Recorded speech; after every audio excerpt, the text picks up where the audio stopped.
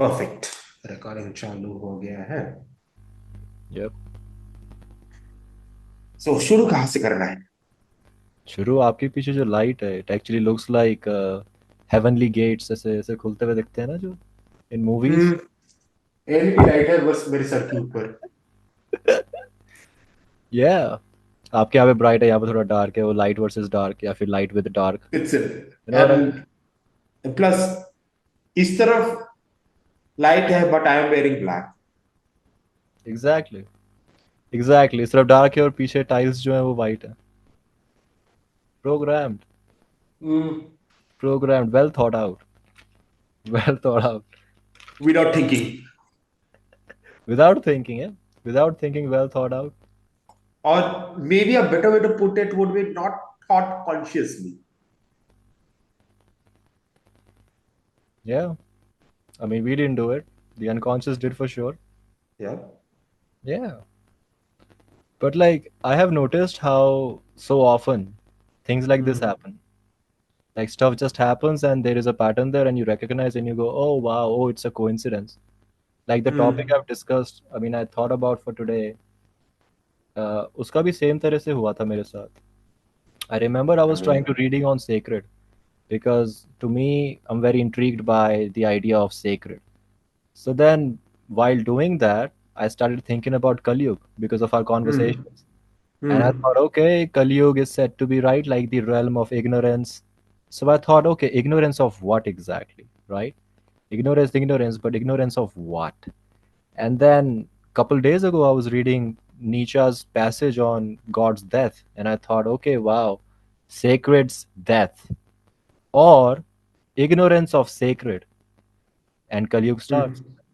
या। And I thought, okay, wow, that seems to be such a cool idea. That the thing that has been around for a very long time, I think, before we were born, right? And that realm is going on, and we call that era Kali Yuga. And it's a symbol of a loss of sacred. And या। that just to me, that just blows my mind. And I was like, you know what? I want to talk to you about this, explore this idea more, and also like think of ways to win this war because I think it is a war um, that has been running, but we have not been doing anything from our side, just taking hits from, the unconscious. या। Yeah. And the erosion is not something which happened overnight. Erosion has been very gradual, so gradual that nobody saw it with their own eyes. But what they Mm. saw was the results. Yeah. Yeah. I think that, most of us, we don't even realize what that thing is, but we are run by that thing. Hmm. That thing influences us, but we have forgotten. या Yeah. फिर we just don't know what we are run by. और Hmm. फिर उसके बाद में ऐसा ही होता है कि you are doing things where things inside of you are not your tools anymore. They are your Yeah. masters, and you have so many masters to serve that you are Hmm. confused and directionless. Hmm. And that is a concept which has been explored over multiple epics, whether we talk about Mahabharata, whether we talk Ramayana, whether we talk about the Puranas, the concept of Indrajit. Like that's the name that we usually associate with Ravan's son, Meghnad, Hmm. right? So he is known to have defeated Indra, the king of Swarglok and all those things. But when we look at it more from a metaphorical perspective, what does Indra stand for? Indra stands for Indriyas, which is senses. So Indrajit was somebody who had conquered his senses, and that's why he was the greatest warrior in Ravan's army. That's such a beautiful metaphor. Yeah. That's such a beautiful metaphor. Indriya. Wow. Because I think that is what we have to do, pretty much. Mm. Right? Like something that to master our senses, to master Yeah. the things we perceive. For example, any emotion, right? Like if there is anger inside of you, let's take an example of anger, right? And if Hmm. anger is running you, then it is your sense जिसको आपने conquer नहीं करा है या फिर integrate नहीं करा है, and you are not the master there. Yeah. You are the slave. Correct. And the beautiful thing about when we talk about the concept of indriyas in contrast to senses, हम जब senses के बारे में बात करते हैं, we only think about the five senses की sight, smell, auditory, tactile, taste. So five, right? Yep. Smell, sight, hear, touch, taste. But when we talk about indriyas, this five is what is known as the Gyanendriyas, the source of sensing knowledge, gathering knowledge, understanding the world around us. Then we have five more indriyas known as the karmendriyas, Hmm. senses which are more action oriented. So again, five Gyanendriyas, five karmendriyas. Uh, hands, uh, legs, then no, sorry, limbs, hands and legs together, limbs, ears, auditory is Gyanendriya, ear is a Karmendriya, then eyes, nose, uh, sex organs, so limbs, five, five Karmendriyas, limbs, eyes, not sorry, not eyes, ear, mouth comes under Karmendriya, limbs come, sex organ come,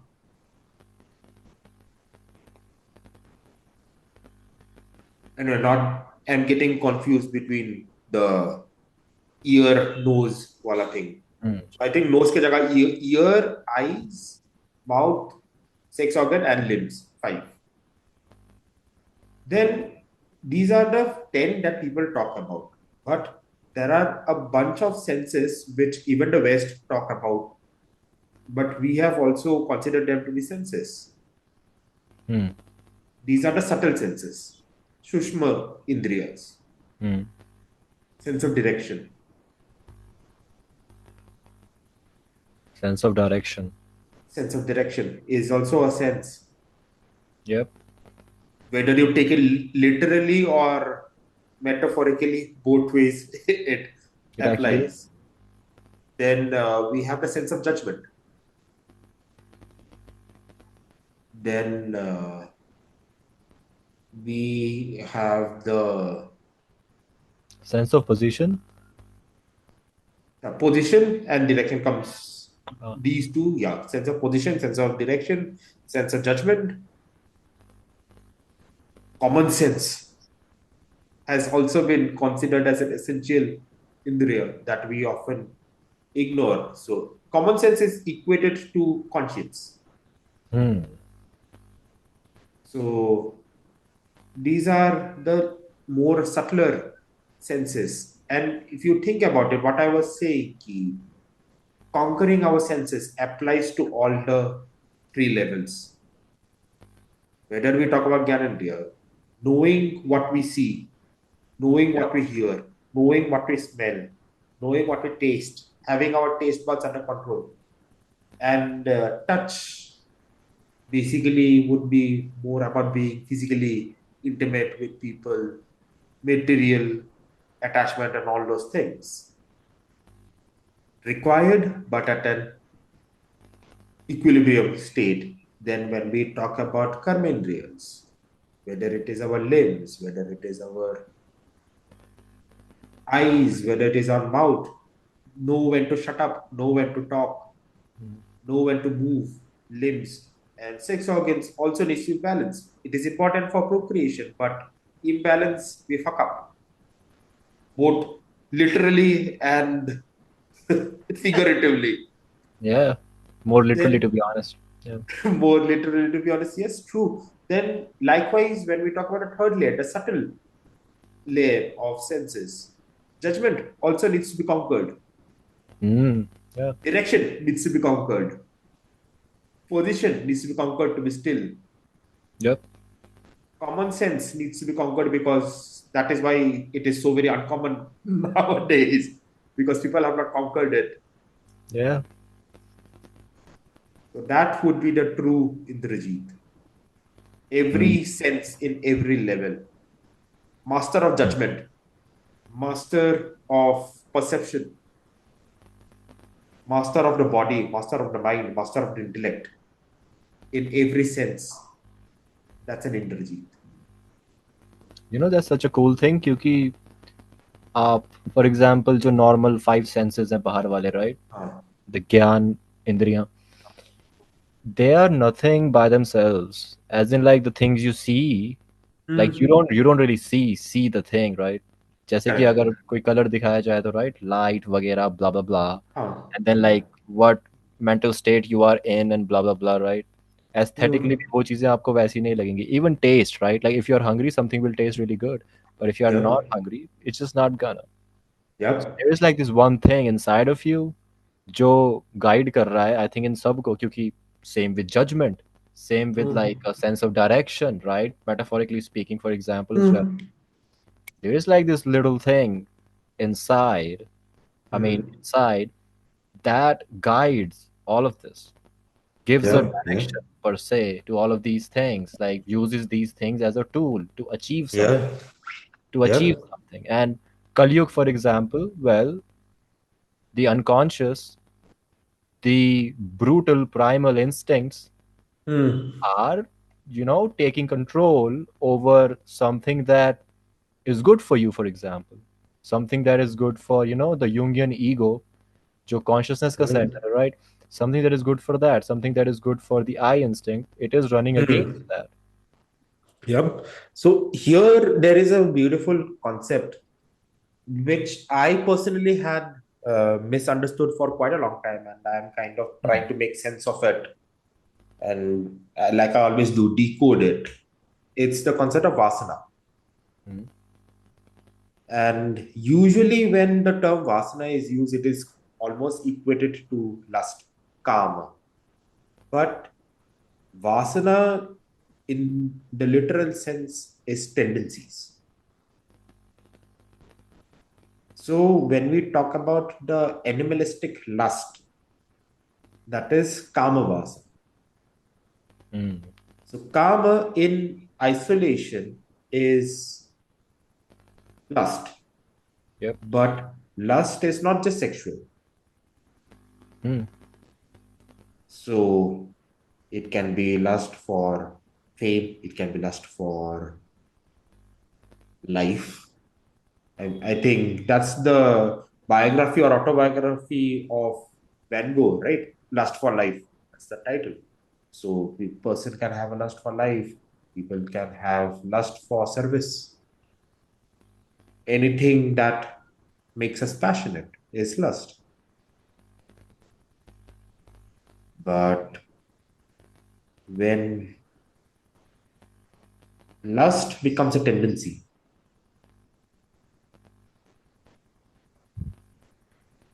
instead of something that we master and have conscious control over, Yep. that becomes a problem. Yep. Yep. I think that is so correct. Same with gluttony. Yeah. You would think like same with everything. Like All if you. the Hmm. seven deadly sins that we talk about, Huh. it applies there. Yep. In moderation, all of them are needed. Whether we talk about the wrath, whether we talk about greed, whether we talk about sloth, whether we talk about envy, whether we talk about greed, whether we talk about lust, whether we talk about sloth, All of them are needed in moderation. I have this interesting thought about this. Ki, and it connects to Purush Prakriti idea. Okay.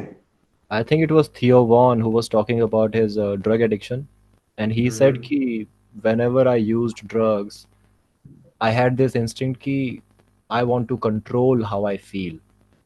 I don't want to Okay. feel the way I feel when I'm sober, so I want to control how I feel. So I used lust, या फिर I used drugs.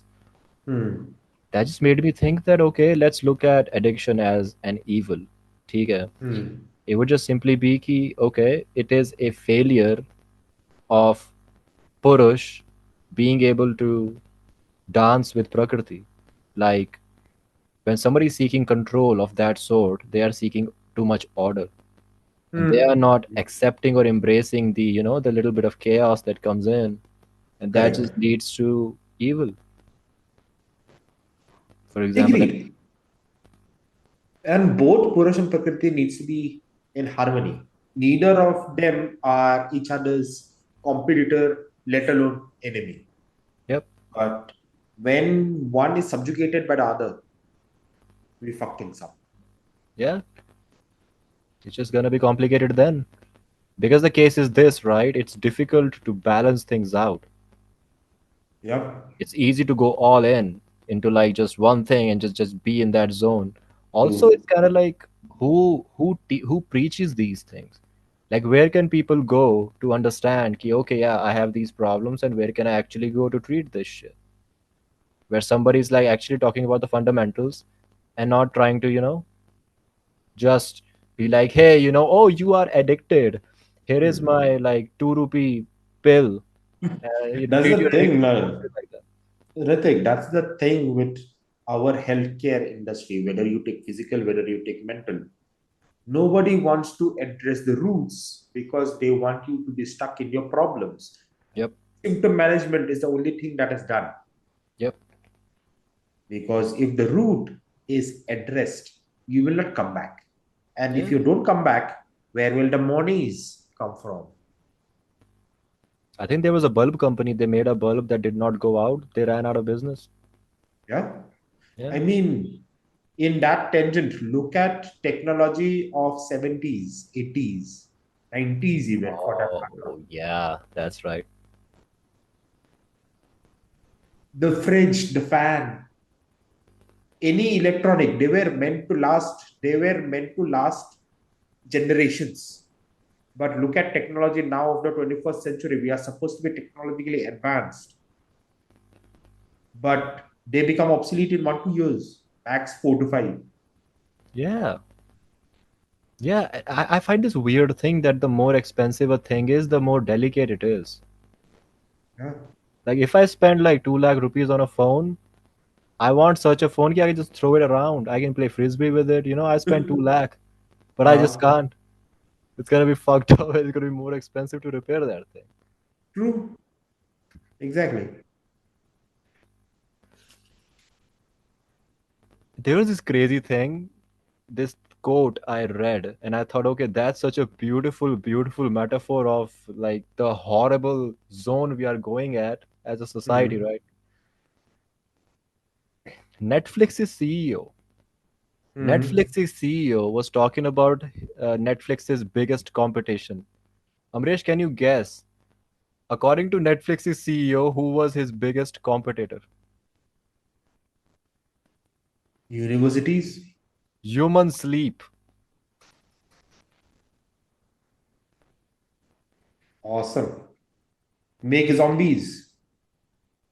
I mean, they have already made zombies. Think about Hmm. this, Netflix and chill. Think about Ah. Netflix and chill. People come home from their, tough corporate lives, and they are coming home not to have food. They're coming home so they can like watch some series and sleep while that thing is in the background, right? Like I listen to podcasts that way, right? I'm no better. But the Hmm. case is like it's Choosing just the content. yeah, can you imagine? Like sleep is their competition. Wow, and they are beating it. They are beating it. How many people stay awake and like have a you know same routine of sleep, for example? Well, I am not surprised because this goes back to an older dialogue of industries. Like the biggest enemy of healthcare industry is health. Damn. The Yeah. the biggest enemy of the banking industry is wealth. The biggest enemy of the transportation industry, no, that has not been spoken about. But healthcare industry, that's a very common saying. Ki the biggest enemy of healthcare industry is health, and the biggest enemy of banking industry is wealth. Oh yeah, I And mean the. Hmm. people say health and wealth are the most important things, and these two most important industries of the world is trying to take it away from us.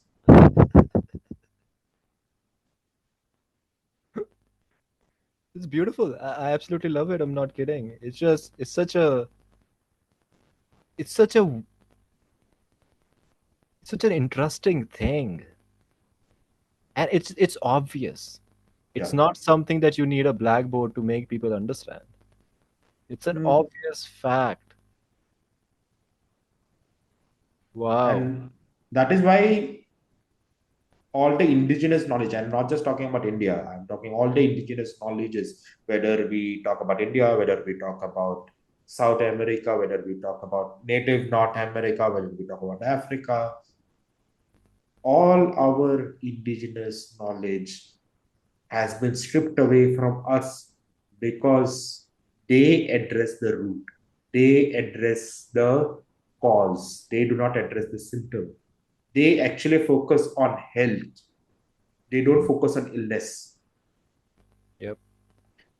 If you talk to somebody from, let's say, 1,000 or 2,000 years ago and ask them, what is the meaning of disease? What do you think the answer would be?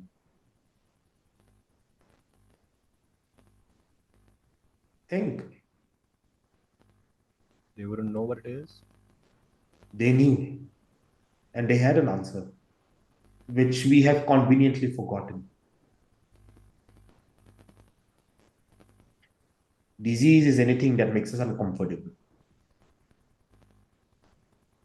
This is unease.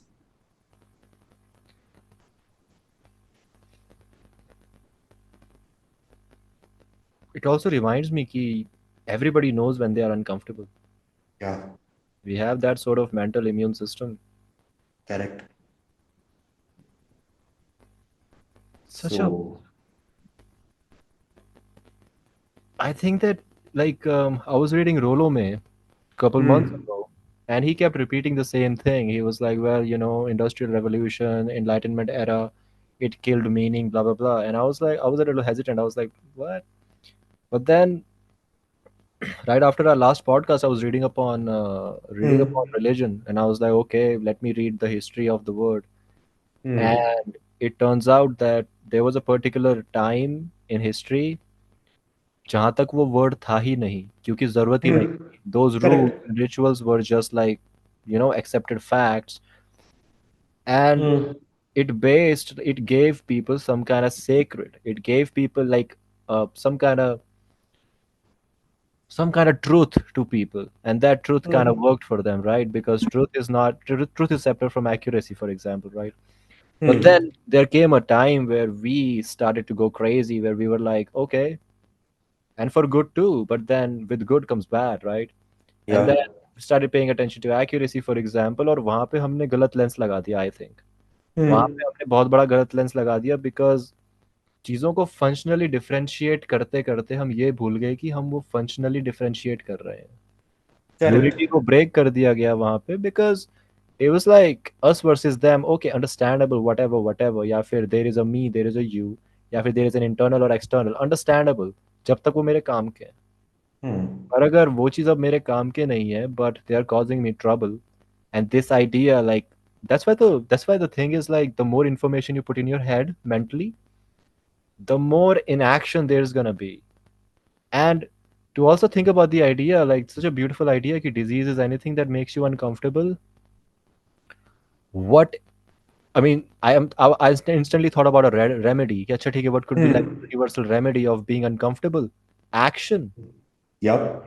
embodied wisdom. That is what is the remedy. That's it. There is no other remedy. There is Correct. no waking up at 4 a.m. and going for a run Hmm. remedy. It's just action. Yep. It is as simple as that. It's as simple as that. But then how difficult is action? And how can it not be difficult? Because, like, you can be anywhere in the world and you take out this little thing from your pocket, and there is like so much stuff in here that it's just like all the humans in the world cannot finish this information. Forget Talking understanding. about, talking about phone, I just got reminded of a conversation I was having with a friend, and he was just pointing out something which made me realize that, oh shit, it's so very obvious. He was saying, look at the phone. It's so very powerful. We literally have all the information at the tip of our fingers.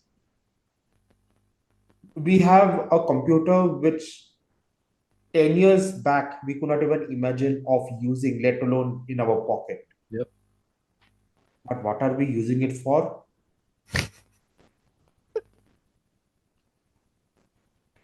Yeah, that's what we are doing. That's why life is a comedy, really. That's how I'm starting to look at it. It's just hilarious. It's just so funny to me. It's just like, I think, what was it कि जिस computer का use किया गया था to send humans on moon, I think Hmm. उसका RAM कितना था, 64 KB या 64 MB? हाँ, केबी में था वो. KB में, can you imagine 64 KB right now? हाँ, It's just like in your pocket there is like 8 GB, 12 GB RAM. exactly. And then that shit was used to send people on moon, which is insane, Hmm. absolutely crazy shit. But then it comes in our hands, and people like take that shit out when like two women are having a fight because that's a rarity to notice in the world. You know what I mean? Hmm. People are making TikTok reels. People are making TikTok. People are millionaires. Yep. People are millionaires from TikTok. Yep. Think about that. Wow. TikTok is still fine. I mean, I will say fine with as much sarcasm I can master, but people are becoming millionaires via OnlyFans. See, that is something I think it's completely, it's just like, okay, because it's like if you want to say make a lot of money, I read this somewhere. If you want to make a lot of money, you target like women's insecurities and male Hmm. lust. And if you are Hmm. into this business, yeah, Yeah. good luck. Because here's the thing, in a society run by instincts, human beings are animals. Animals, I mean, not in this, we are animals. But then Hmm. there is also a part of us which is kind of like different from animals. And that Correct. part is not really developed, let's be honest. That part is Hmm. not really developed. And when trillions of dollars or trillions of rupees can be made by keeping people in that instinctual shit, it's completely fine. I mean, अब instant gratification के बारे में देखिए. Instant Hmm. gratification is used left and right to make sales. Yeah. एक sense of urgency लेके, yeah, but then what does it lead us to? We are not going to be a good friend to our future self if we are instantly gratifying ourselves. Hmm. And now things are insane. Now it's kind of like I went to a friend's house, and his niece, what, I just see that little girl on the phone all the time, and she looks like a drug addict. No joke. She looks like a Yeah. she's on something because her Hmm. eyes are just watching Coco Sunken. Melon all day. Something has Hmm. happened. Some kind of hypnotism. Yeah. And so, I mean, I got a phone when I was like what? I was like 14, I think. 14, 15. Used to use my Hmm. mother phone till then too. After 12th, you get your phone. But then imagine you are 3 years old and your whole thing is built on. These crazy Yep. corporations are trying to attack that little mind. So like what's Yep. gonna happen? It's gonna be more and more of the unconsciousness in society, and it's just not like gonna be in people who are like above 18 or older than Mm. 14. This is for shit like people who are gonna be 25-year-olds in 25 years. Mm. So, and I was wondering, ki, like, there seems to be no resistance to this. There seems to be no Yeah. resistance. People come home on the phone, be like, all right, it's okay. I am bored. What do I do? All right. It's not even fun. Like Yeah. being on the phone is not even fun, but it's just like, yeah, that's just what we do. It's like a commandment, like a zombie. And I just thought that, okay, it's just like, there's gotta be a conversation somewhere. Ki, dude, this is a little crazy. This is a little crazy. OnlyFans people and then, TikTok people becoming billionaires. There's gotta be like somebody else coming out and trying to, Yep. set the record straight. Absolutely. And I don't remember whether you were there in that conversation or not when we were talking about boredom. I wasn't. Okay. So if you think about it, why is it difficult to be bored? Why is it difficult to be bored? Yeah. Difficult to be bored. It is difficult to be bored because nobody wants boredom. Everybody wants an escape from it. Ah, Why is it difficult to be bored?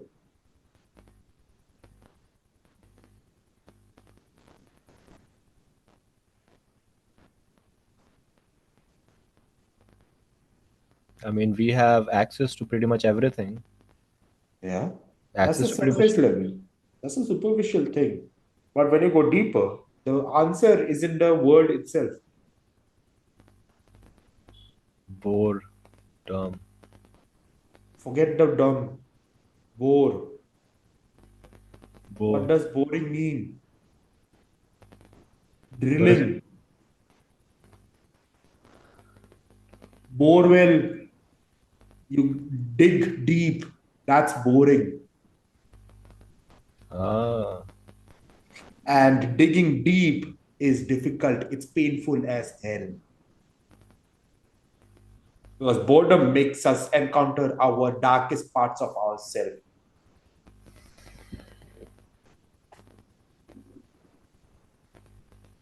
So avoid it and wow. give a recipe for making billionaires on a silver platter. Yeah. Also comes back to the same, the thing about addiction too. You Yeah, don't wanna face that thing. absolutely. Fundamentally, we are addicted to only two things when you boil it down. Either you are addicted to dopamine or you are addicted to endorphin. Hmm. Yep. Everything else is a combination and permutation of its manifestation. Yep. The two which we cannot get addicted to are the ones which are hardest to experience. That's oxytocin and serotonin. But there is a flip side of it. Because oxytocin and serotonin are the two to which we cannot get addicted to, they have been glorified so much to the extent that endorphin and dopamine have been villainized. Yep. Whereas they are also equally important for our functioning, for our health, for our well being. I have a case. I have a case for dopamine being a metaphor of karma yoga. And I would, Mm. you are the best person to put this out and be like, am I talking bullshit or there is some sense in this metaphor? Mm. Dopamine, your body releases most dopamine when you anticipate a reward, not when you Right. receive a reward, right? Right. So that's why it's a motivation neurotransmitter. And Mm. what does that mean? That means that when you think that you are about to get something, about to get a Mm. goal, about to complete an obstacle, for example, whatever, the dopamine is the most then. Mm. But think about this. What is the what is the common understanding about dopamine? कि it's the reward neurotransmitter. तो ओ भाई तेरे को ये करके Mm. dopamine मिलता है. That's why you are engaged in that action. For Correct. example, Sense of cigarette smoke. achievement. Exactly. It's like a chitty, but that's confusing. That's not true at all. Dopamine can be used for good. Just think about like donkeys, carrot in front of a Yeah. donkey thing. The dopamine isn't just moving. The dopamine is not in like settling down and being like, I have achieved this. Dopamine is like just Correct. doing thing for the sake of doing it. To understand it's not about the goal at all. Goal is just a roadmap. It's like a direction.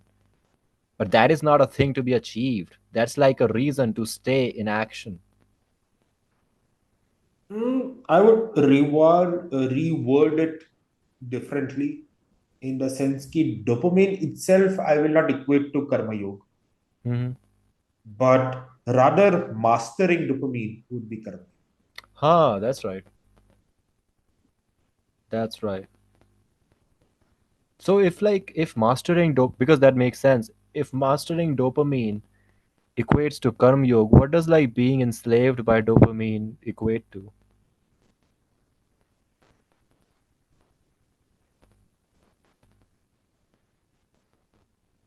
Adharma of sorts, Mm. because this is also another thing which I've been pondering about. We always talk about dharma, but what is adharma? If I ask you, what's your take? What is adharma?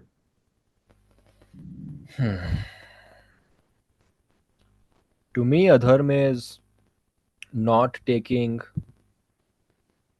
I might be saying this poorly, but to me, adharma is to not take control over your life, to not own your life. I think that is adharma. To be run by things and not run things. To simply Mm, suffer and not turn it into meaning. I align with you. Just a slight switch that I would bring, my take would be adharm is when you take away agency from something or someone. Yeah, yeah, yeah, yeah. 100%. 100%. Agency. Yep. So giving Wow. agency would be dharm, taking away agency is adharm. So now when you think about the traditional notions, ki lying is adharm. Why? Because when we lie, we take away the agency of the other person to make a decision which they would have made based on the truth. Yeah. We assume on their behalf that they cannot take it. Yeah. So that then why is violence? Because it takes away the person's agency of defending or protecting their health. Hmm. So you take any form of violence, violence to others or violence to self. If you look at addictions as a form of violence, Yep. you take away your agency of protecting your health, Yep. and that is other. It just sets such a beautiful picture. Like if you imagine a table, it would be like a chatik hai, mastering dopamine, swadhar, no, mastering dopamine, karm yog, Mm. and then you go to its opposite side. This is like giving more like a blueprint to be like a chatik hai if you are driven by the unconscious, right? Mm. Adharm, driven by the conscious, where you are taking agency, for example, because that word puts everything together. Because I think that is where our strength is to choose. Yeah.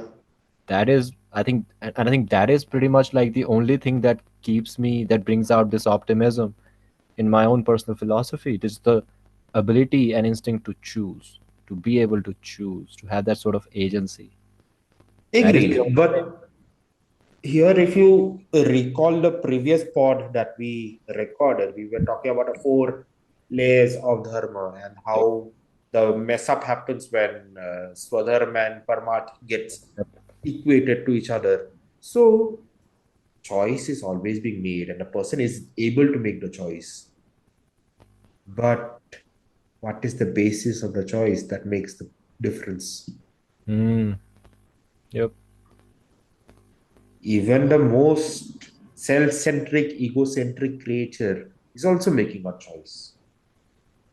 The most pious, wise creature is also making a choice. Yep. But what is the difference between the two choices?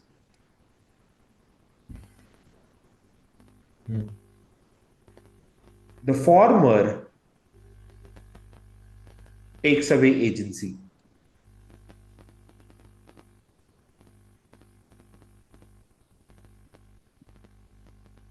obviously, of the people around them, but deep down of themselves as well, that they do not realize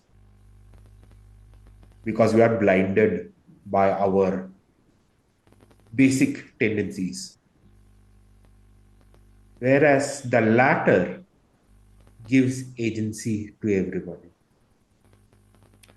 Damn.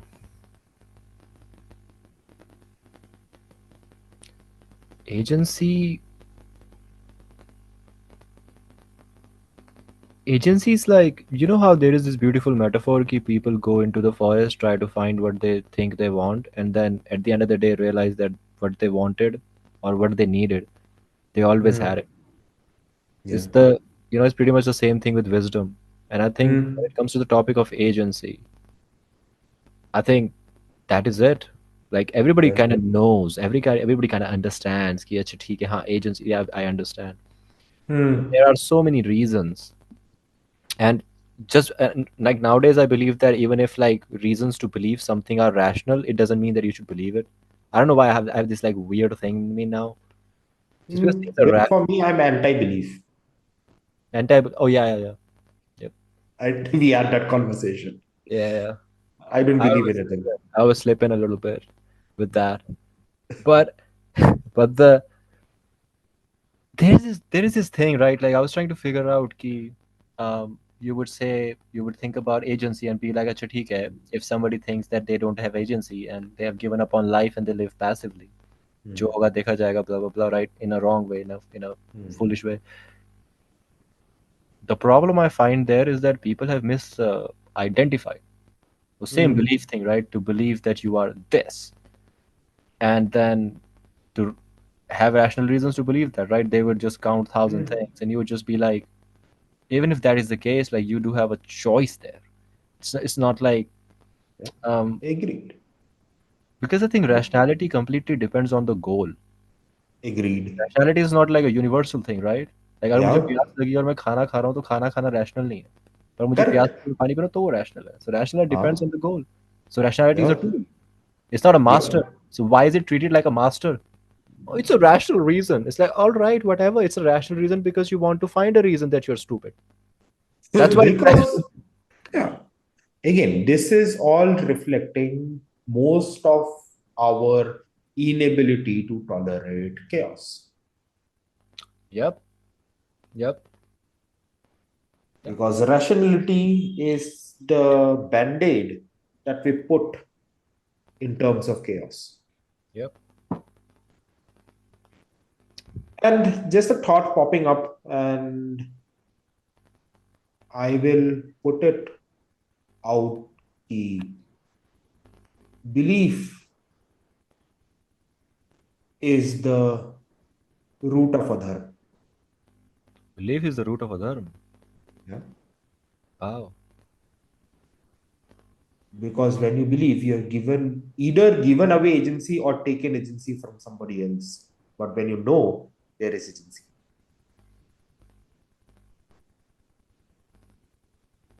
This should make so much sense. And again, like, wow, again, another coincidence. Another coincidence. Today, when I was outside at around 6:30 p.m., I went to take a leak and I was thinking about how frustrated I was about the whole day thing. But Hmm. then I thought, okay, I don't really feel it though. It was kind of Hmm. like, okay, this all happened. I should feel frustrated, so maybe that's why I was feeling frustrated. But then I was like, when you embody something, for example, you have Hmm. an idea, कि I should do this. So there is like one Hmm. thing to have that idea in your head. क्योंकि तब तक वो vocalized है, right? तब तक आप उस Hmm. चीज़ के बारे में बात कर सकते हो. But then if there are these ideals या फिर there are these ideas that you just live in your action, तब आप उस चीज़ को Hmm. आर्टिकुलेट थोड़े कर सकते हो। आप किसी से पूछो कि अच्छा भाई तू इतने अच्छे से बात कैसे कर लेता है, वो आपको बता थोड़े पाएगा अगर वो नेचुरल है उस चीज़ में, क्योंकि वो चीज़ Hmm. एम्बॉडीड हो चुकी है। तो आई थिंक Yeah. वो सेम बिलीफ वाली चीज़ है, the thing you just said, Hmm. कि if you embody an ideal, Hmm. Belief वहाँ है ही नहीं फिर। Exactly. मतलब मेंटल बिलीफ, कॉग्निटिव बिलीफ, या फिर ऐसा कि ओह दिस और Any दैट। form. Any या form of belief. it just isn't there. You have dissolved it.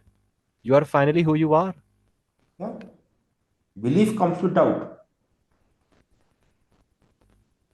That's why you have to Wherever, believe. wherever there is doubt, there is belief. Wherever there is belief, there is doubt. Yeah, I think it's one of those tricks of language again. क्योंकि वो word belief जो है, हाँ, the way we use it normally, it would just be like, Yeah. yeah, of course there's belief, you gotta believe, and da da da. But then the case is like, do you? And believing and having faith are not the same. Oh, hmm, Faith comes from conviction. damn. Belief comes from expectation.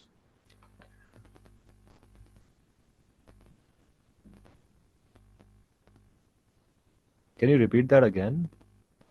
Faith comes from conviction. Belief comes from expectation. That is so true. That can be a T-shirt, no joke. I mean, seriously, Yeah, seriously, कर it's सकते हैं.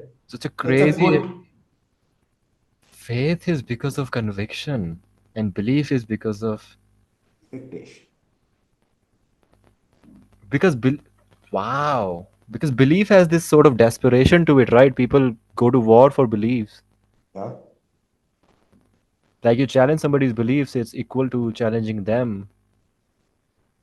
So belief is rooted in expectation, which in turn is rooted in desperation. Yeah, driven by fear. Yeah. Faith is not driven by fear. Faith is love. Yeah. Faith is Belief love. is. I only recently figured out by myself what, again, correct me if I'm wrong, right? This is more like me reporting back to you. Uh, that whole conversation we had about love and fear, right? Hmm. Hmm. Prakriti, Purush, love and fear.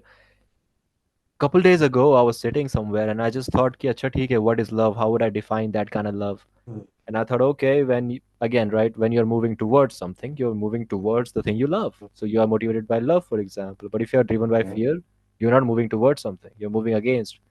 And Correct. bam, it just clicked. And I was like, huh, theek hai, I understand now what it is to be like driven by fear. And then again, if like you are, if you see a vision and then you're Hmm. moving towards that vision, um, conviction, faith, these are just byproducts. Yep. If These you are have that, byproducts. just a byproduct. And I think even more than vision, it's like love. Yeah. It is Love. the love of it. Even beyond vision, I think. Love Yeah. is right there because love just automatically creates vision, I guess. And then Absolutely. And go. if you think about it, the phrase people say, right? For the love of it, do it. Yeah. Yeah. It's such a powerful idea, to be honest. It's Yeah. almost like a drug, no joke. It's such a It is powerful idea. the good Wow. kind of drug. Yeah. And because we were, I mean, not where, we are talking about love and fear, just wanted to share something which is something that I'm working on. And I think I mentioned last conversation how the laws of mathematics and arithmetic are Yeah. different when it Yeah. comes to Purush and Prakriti. Part So, two. so kind of building up on this aspect, and it's still under construction. But would open the door for this with a quote key. Anything that makes us pause is a thought, and anything that makes us move is an emotion. Wow. So, when we talk about the pillars of reality, going back to the two pillars, Purush, Prakriti, then when we dissect, So, six aspects of dissection: mature, immature, extroverted, introverted, healthy, unhealthy, or both of them. So, Purush, when it is mature, it is consciousness. Mm. Immature is fear. Extroverted is leadership. Introverted is scholarship. Mm. Healthy is wisdom. And here is the kicker: unhealthy is knowledge. Mm. Prakriti, mature is love. Immature, chaos. Extroverted, care. Introverted, curiosity. Mm. Healthy, nurturance. Unhealthy, destruction. Prakriti, when unhealthy, will destroy things. And these 12 are interconnected in a way that one blooms into another. Mm. Consciousness blooms into love. Ah. Fear blooms into chaos.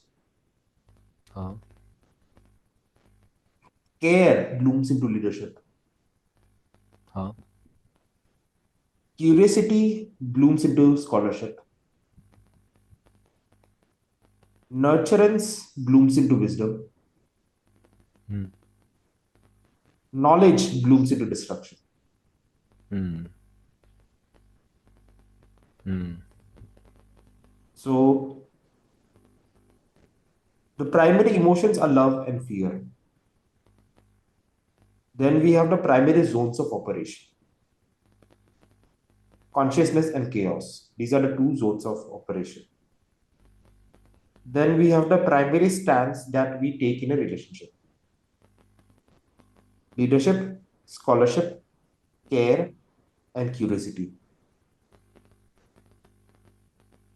The primary tools of problem solving: wisdom and knowledge.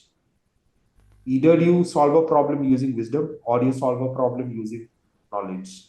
The former will lead to dharma, the latter will lead to adharma. Then, primary response to pain, the remaining two: nurturance and destruction. Either you can use your pain to create a mission for yourself to make other people's life better, or use it for vengeance and destruction. Naruto. Yeah. Then we have the states of being. This is the combination permutation of consciousness, love, fear, and chaos. Conscious love, dharma. Yeah. Chaotic love, madness. Loving love, abundance. Ah. Fearful love, scarcity. Ah. Conscious fear, alertness. Chaotic fear, fanatism. Fanatism. Loving fear, caution. Fearful fear, despair. Conscious consciousness, knowing. Chaotic consciousness, maya. Loving consciousness, gratitude. Fearful consciousness, arrogance. Mm. Conscious chaos, eccentricity. Mm. Chaotic chaos, randomness. Loving chaos, spontaneity. Fearful chaos, terror.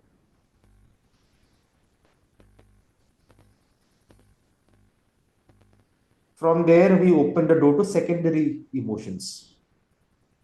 The first wave of secondary emotions is through the concept of nirvanas. So usually we talk about Triguna, Sattvic, Rajasic, Tamasic, but it's three into three. Sattvic Sattva, Rajasic Sattva, Tamasic Sattva, Sattvic Rajas, Rajasic Rajas, Tamasic Rajas, Sattvic Tamas, Rajasic Tamas, Tamasic Tamas. So we have nine kinds of love, nine kinds of fear.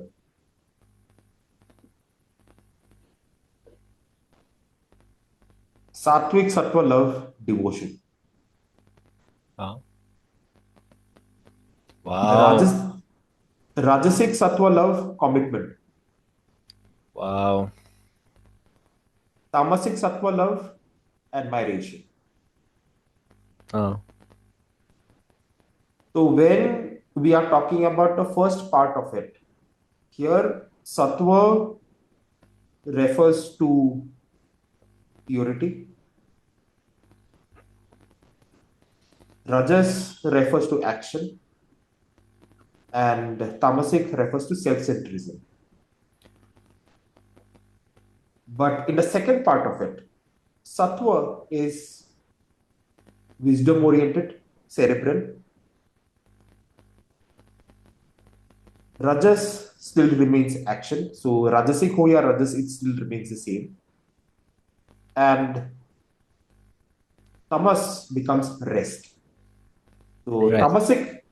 Tamasic is self-centric, but Tamas is rest. Hmm. So Sattvic Rajas love altruism. Sattvic Rajas, so Rajasic Rajas love passion, Oh. action will give you passion in terms of love.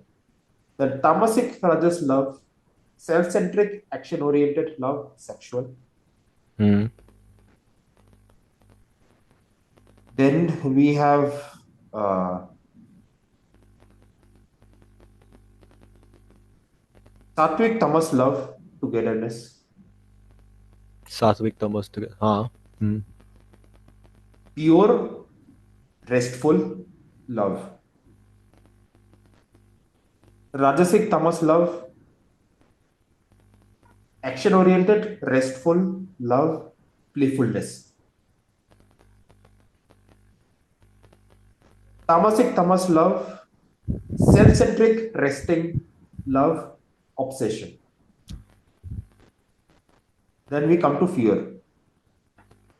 Sattvic Sattva fear, pure, conscious. That's concern. Then Rajasic action-oriented cerebral fear, preparation. Tamasic Sattva, that is self-centric, cerebral, pessimism. Is what? Pessimism, Tamasic Sattva fear. Then we come to Rajasic Sattva, which is action-oriented, cerebral. Uh, Sorry, those are done. Now we come to Rajas. Sattvic Rajas, that is pure action-oriented, Sattvic rajas. Hmm. apprehension. Then we get Rajasic Rajas, fear, pure action-oriented fear. That is aggression. Ah. Rajasic Rajas love was passion. Ah. Rajasic Rajas fear is aggression. Then Tamasic Rajas fear is passive aggression. Tamasic rajas. Huh. Tamasic. Hmm. Self-centric action-oriented fear, Ah. passive aggression. Then we come to Sattvic Tamas fear, pure self-centric fear, possessiveness. Then Rajasic Tamas fear, action-oriented, restful fear. self-preservation. Damn. Tamasic, tamas, fear, self-centric, restful, fear, narcissism.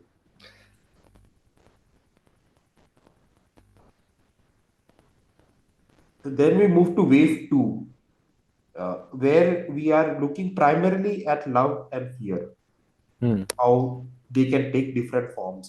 Love, when reciprocated, becomes happiness. Yeah. Not reciprocated, sadness. Yeah.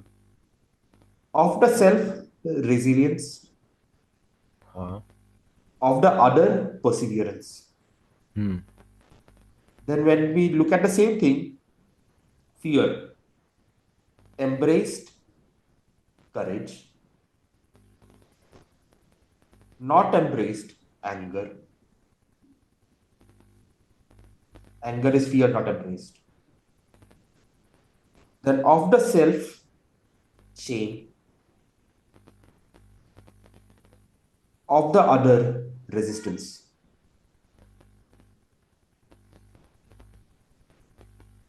Then we move to third wave of secondary emotions, where we bring the arithmetics. Love plus love, bliss. Huh. Love plus fear, attachment. Huh. And this is where the laws of Purush and Prakriti changes. Love plus fear is attachment, but fear plus love is detachment. Fear plus love is detachment. How? So love is already there, fear is introduced. We Hmm. start protecting this love. I don't want to let this love go, Uh, but I'm afraid. But love comes. I uh, can let it. yep. Then Wow. fear It's legal? plus fear. Yeah. Huh? Is this Go legal? on. What legal? It sounds too good. Is this legal? The hell? Will be made legit. So this is part of a course that I'm working on, Wow. that I'll be launching in Jan. So this is just a small fragment of the course. Then fear plus fear, intoxication. Hmm. Now we come to subtraction. Love minus love. Love is there, you take love away from it. Ego. Wow. Love is there, take fear away from it. Love minus fear, passion. Wow. Fear is there, take love away from it. Fear minus love, cynicism. Fear minus love. Yeah. Fear is there, take away fear from it. Fear minus fear, calm. Then we get to multiplication. Love into love, consciousness. Huh.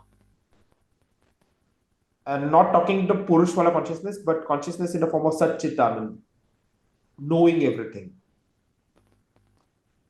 So multiplication is magnification. When love is magnified by love. Then when love is magnified by fear, love into fear, delusion.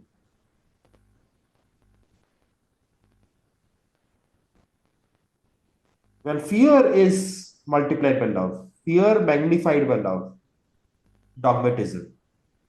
Fear magnified by love. Dogmatism. Damn. Fear magnified by fear, fear multiplied by fear, chaos. Huh. Then we get division. Division is basically what makes it weaker. When love is used to make love weaker, love divided by love, hatred. Hmm.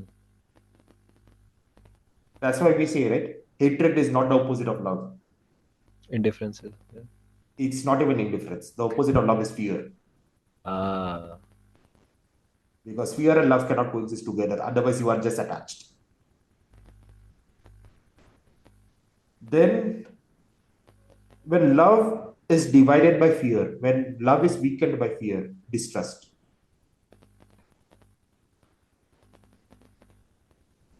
उसका opposite कर दो, fear is weakened by love, trust. Uh, Then when fear is used to weaken fear, fear divided by fear, it's a recipe for disaster because you will get corruption. You cannot fight fire with fire. yeah. Then we come to the tertiary emotions. Wave 1 is what is done, wave 2 is still under process. So here we basically look at the secondary emotions in combination permutations. Starting with happiness. Hmm. Happiness when internal, contentment.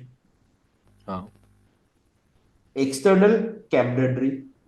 hmm. When it is conscious, joy. When it is chaotic, frenzy. Hmm. Two zones of operation, consciousness and chaos. Then sadness, because of self, guilt. Because of others, disappointment. Because of past, regret. Hmm. Because of future, anxiety. Hmm. Then we have resilience. Resilience against consciousness, apathy. Against chaos, steadfastness. So you need to choose what you are resilient against. Sometimes resilience can also backfire. Then we have perseverance. Here the fork is dharmic versus fanatic. So perseverance, when it is dharmic, it becomes faith. When it is fanatic, it becomes relentlessness. Hmm. A person who is relentless is very persevering, but in a fanatic manner. Yeah. Then we have courage. Courage, when it is internal, it becomes confidence. Hmm. When it is external, it becomes charisma. Hmm. Then we have anger. When it is towards the self, it becomes self harm. Vice versa, when it is towards others, harm. Then shame of the self becomes self abandonment. Of the world is nihilism. Shame about the world is nihilism. Hmm. Think about it. Yeah, yeah. It's a denial, right? Damn. Yeah. Then we have resistance. Resistance of the self is self rejection. Resistance of the other is avoidance. Hmm. Then we have bliss. When it is conscious, it is Turiya. So Turiya does not have an English translation, so I'm using the word. It is just the way Maya does not have a translation. So blissful consciousness is Turiya when we are one with the universe. Okay, yeah. Yeah. People use the word flow, but flow is a very understatement of Turiya. When you become one, the universe flows through you, and you actually feel it in a conscious way. But bliss, when unconscious, is ignorance. Ignorance. Yeah, Okay. you're blissfully ignorant because you're unconscious of the bliss. When you become conscious, you are aligned with the entire universe. Hmm. Then we have attachment. So attachment lovingly is parental sentiment. Ah. Fearfully is possessiveness. Ah. Then we have intoxication. With the self, self obsession. Ah. With others, herd mentality. Hmm. And what is the formula for intoxication? Intoxication is fear plus fear.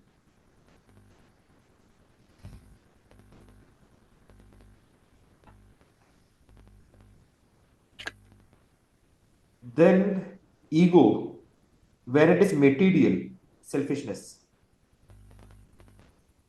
Spiritual, arrogance.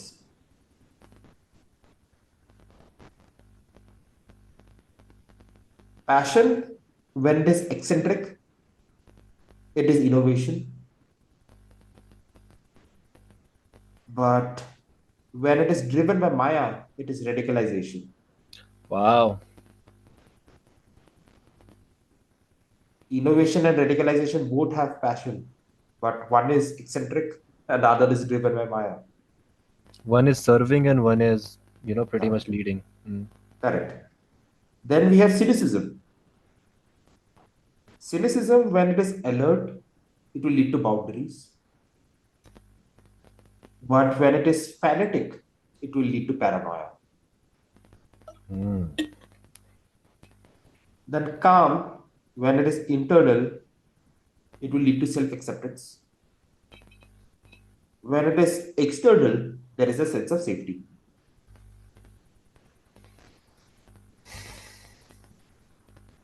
Then consciousness. This is another part which gets interesting. So, dharmic is community, mad is self centrism. Hmm.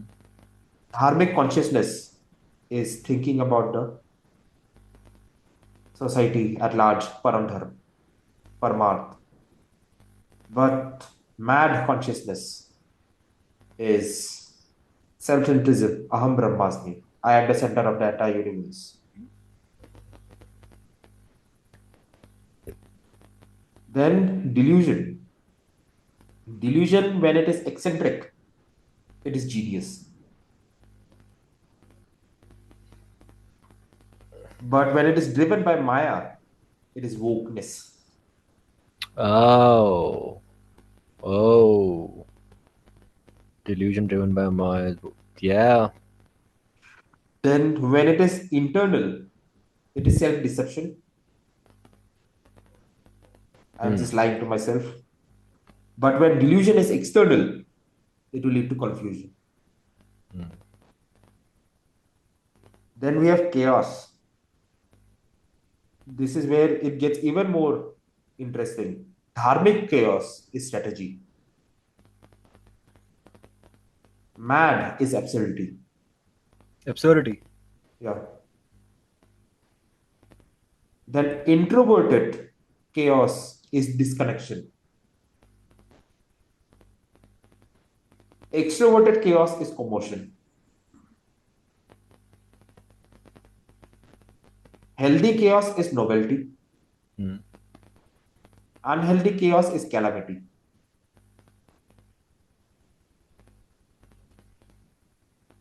Then we have hatred. Hatred, when it is shared, it becomes mob mentality.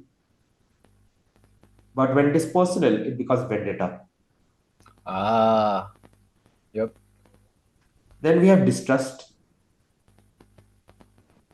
When it is alert, it will also lead to boundaries. But when it is fanatic, it will lead to enslavement. Fanatic trust, Enslavement. enslavement. Yeah. Yep. Heard. Then you have corruption. Internal indifference, Hmm. external helplessness. When there is corruption around you, helplessness. Such a great differentiation. Then intrapersonal. First was internal, third is intrapersonal, self sabotage. Then interpersonal deception. Uh, I am corrupt in my relationship with others. I will use deception. If my relationship with my own self is corrupted, I will self sabotage. लेकिन मेरे अंदर corruption है, I will be indifferent.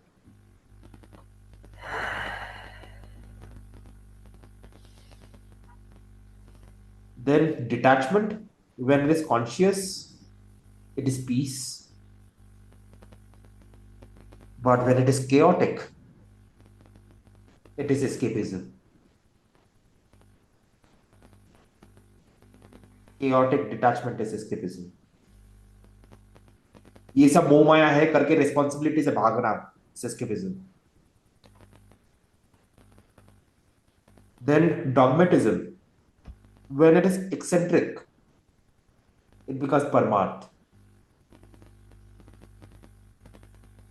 But when it is driven by maya, it becomes religion.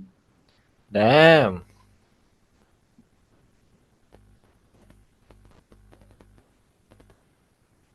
And like I said, wave two is under production.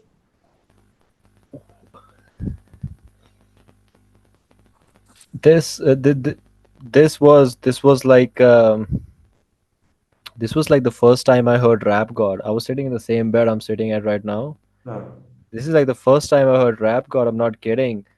What I've The differentiations you've made, that is insane, and especially like that first line about, not first line, but The what first, what was the knowledge? quote, No, what was knowledge? The unconscious what?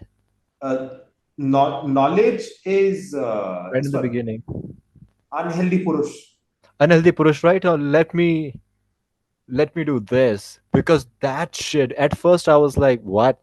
But then I was like, damn, yes, knowledge is always incomplete, but it Yeah, has an illusion of completion.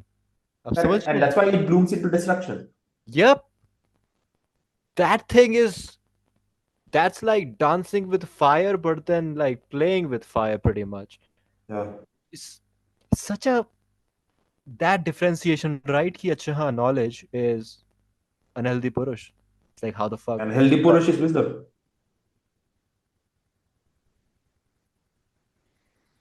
There is this one thing I noticed ki conscious things were, या फिर healthier things, right? They were more into action than Yeah. they were about eccentricity. मतलब Mm. अगर action involve है वहां पे उन चीजों में और वो सारी चीजें embodied हो रही हैं, then it's kind of healthy. Yeah. But if action isn't there, it's gonna be difficult. मतलब what is wisdom really, right? Wisdom ज्ञान थोड़े है. ज्ञान तो अलग Mm. होता है. Wisdom is like Correct. the shit you act out pretty much, कि जिसको आप शायद Wisdom नहीं is भी. Vikya. Yeah, exactly. But that thing is like so good. जैसे वो नहीं होता है, you hear like जैसे आप reaction videos देखो अगर, right, like people, हाँ. black people reacting to like rappers and they just get up, हाँ. start running around. Hmm. That's Hmm. what I feel right now. अगर मेरे पास वो, you know, ऑफलाइन wire, होता तो. yeah, अगर wireless mic हो तो I'm not kidding, because Hmm. it was so dense कि like half of the shit I don't even remember, but like the remnants of those emotions I felt and the Hmm. clarity, that shit is still here. Because those distinctions is kind of like, it's such a great example, like what you have done is such a great example of that sense of purpose, because doing that shit is so important. Yeah. Those And little. without making that distinction, we are just believing. Hmm. Hmm. And what do we believe? Anything that is given to us, Yeah. either by somebody or by life, but it is given to us that we believe. But what do we know? Something that we have processed, something that we have made sense of. You know what I've there's this weird idea I have. Hmm. Okay, and it o- originated because of a joke I was trying to do. But Hmm. then I started thinking about it deeper, but then, let me pitch this to you because I think it connects Mm-hmm. with this thought a little bit. Ki, Mm-hmm. I was joking with my friend one day and I told him that if you hate everybody, if you hate all the races, then you cannot be racist because you don't discriminate. Right? Funny shit. Yeah, And that then reel is also quite famous. Yeah, it's a yeah, viral that reel. real too. Yeah, that real too. So then I thought, acha, theek hai. You think about human beings and be like, acha, theek hai, there are a lot of people who differentiate us from animals. Itna ki wo disgust Mm. dikhate hain, right? I understand the Mm. differentiation, but disgust ki hum जानवर नहीं है. Mm. But then, if we really think about like the highest quality of human beings, the highest consciousness human beings, they live, they just experience.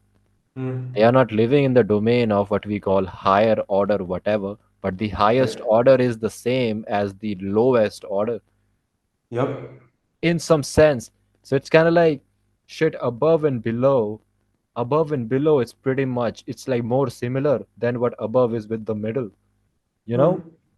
just in that beautiful let go of things ki just let nature or whatever, like cosmic law, take charge, and then Mm. just to be there and be able to dance with that song pretty much, right, jo eternal song baj raha hai. And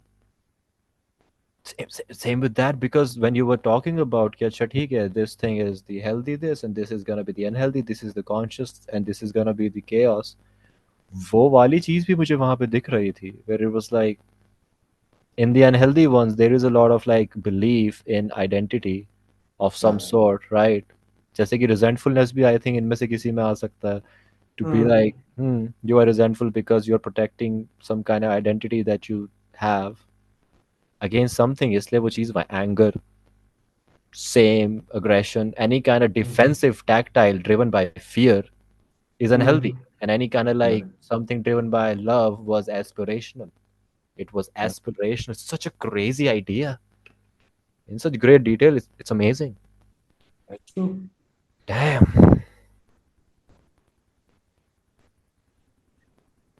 It's like one of those things where you read that and then you just sit and you be like, you know what, let my body unfold this because that shit is still unfolding. Right? Like you take a couple sips of alcohol, you gotta wait like 15 minutes for that one to hit. It's like that. You gotta sit and be like, all right. So wave two of tertiary, and then by the time I hit quadrary, we'll be entering the world of quadratic equations, Oh. which is basically plus minus multiplication division existing uh, simultaneously. Because when we move towards concepts like forgiveness,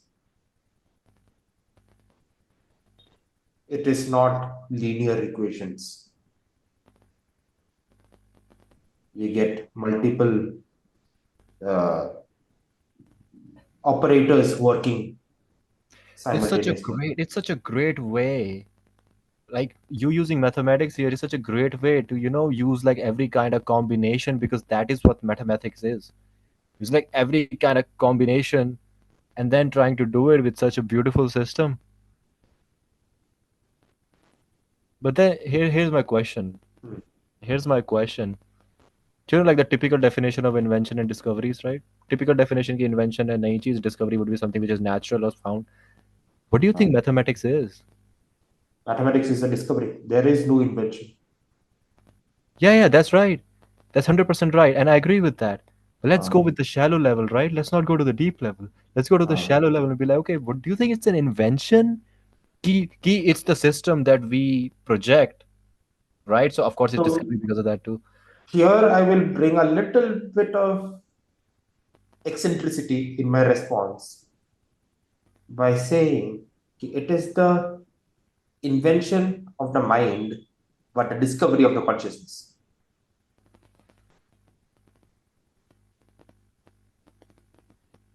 That opens up a lot of boxes actually, right? That opens up a lot of doors, and that is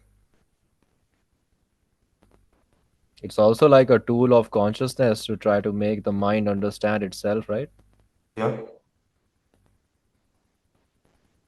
Because maths is always insane to me. I've been weirdly intrigued by that, but I think it was Neil deGrasse Tyson who said ki acha ha, like mathematics is the language of the universe, and I was like, all right. Hmm. But to me, it is a discovery even in that shallow level. To be honest, Hmm. it is actually a discovery because these patterns are out there. Yeah. But And yeah, ultimately, everything is zero and one, right? No matter how much you bring quantum, it is still zero and one. yep. One is love, zero is fear. Do you think, Amresh, ki it is zero and one, ya fir we can fundamentally perceive, call it perceive or whatever, like we can, like the fundamental units of our perception is zero and one. It is our fundamental unit of perception. Correct. Hmm. So anything that cannot be perceived is fear, zero. Everything that can be perceived is one, and it's love. And things are zero and one, known and Love and unknown. fear. Yeah. What will be unity there? Because still, do you think like love and fear fundamentally are actual functional differences, yet they are the fundamental differences? They cannot coexist simultaneously. Hmm. Making love and fear exist simultaneously would be expecting fire to freeze or ice to set ablaze. But laws of normal world, natural world won't apply there, right? Because fundamentally, unity, to me, unity seems to be like the experienced unity seems to be like the, hate to Absolutely. say it, but So, absolute truth. But then it would just be like, okay, love and fear. so, It just doesn't make any sense. How can they be so? so here we move for unity to be experienced. We need to move beyond love and fear Hmm. because love and fear are still byproducts of Purush and Prakriti, and Purush and Prakriti are still bifurcations of the Paramatma.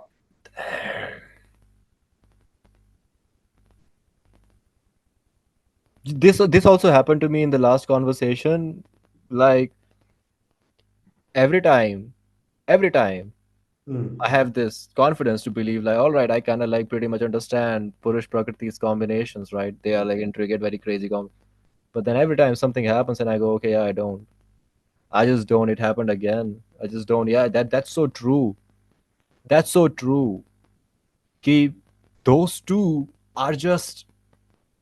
It's like when I try to think about it, I make the difference just so I can think about them. Hmm. But when you really like, because sometimes to think better, you don't need to push the accelerator, but only the brakes, right? Sometimes you have to slow down. When I slow down and I kind of realize that this shit is actually way more insane than I thought it would be. Because that love and fear thing, Hmm. that just blows my mind, to be honest. Because I have heard this so many times from like from you, from in like beautiful songs and everything, right? Like even in this one Tool song, Push It, he says there is no love in fear. And I used to always be like, okay, what does he mean by that? There is no love in fear, no love in fear, no love in fear. But now it makes sense to me. There is no love in fear. You can't move against and forward at the same time. It's just not possible. Exactly. But unity again, like it's paradox. Do you think it's paradoxical? It It's is not paradoxical. Unity is infinity. Infinity is where zero and one merges and becomes one. mm, But one is not one. One is everything. yeah. So when you put the numbers together, 0 and 1 should give you 10, but you get infinity.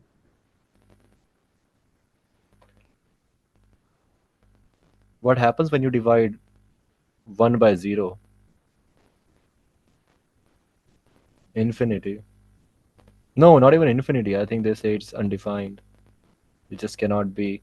What cannot be defined? The infinite. Yeah. It just breaks the laws of mathematics discerned by the human mind. Because again, going by love and fear. So love divided by fear, fear divided by love. Hmm. So zero being fear, one being love. So one divided by zero, which is love divided by fear, distrust. Distrust. Hmm. Zero divided by one, trust. So zero divided by one, you have infinity, You which know you what? can trust. But one divided by zero is distrust because you cannot trust that. I have this one question. Like this just came to me, right? Like 0 upon 1 and 1 upon 0, both are infinite, right? Yeah, both But are infinite. Trust is also yeah, infinite. Distrust is also infinite. but there are different types of infinite. Yeah. Do you think they One can you be walk towards and the other you run away from. Ultimately, you enter a circle. and they are both the same. They're both the same. It's like so above, it's below. Yeah. It's How can just you distrust without trusting? Whatever I distrust, I trust that I distrusted. Purush Prakriti, right? Yin Yang. It is like I saying ki I am good for nothing. Or rather me saying I don't believe in anything. Yeah. Me saying I do not believe in anything is believing in the fact that I don't believe in anything. Yep. Until and unless I know the fact, ki there is a distinction between knowingness and believing. And that is where consciousness comes. And consciousness is that unity.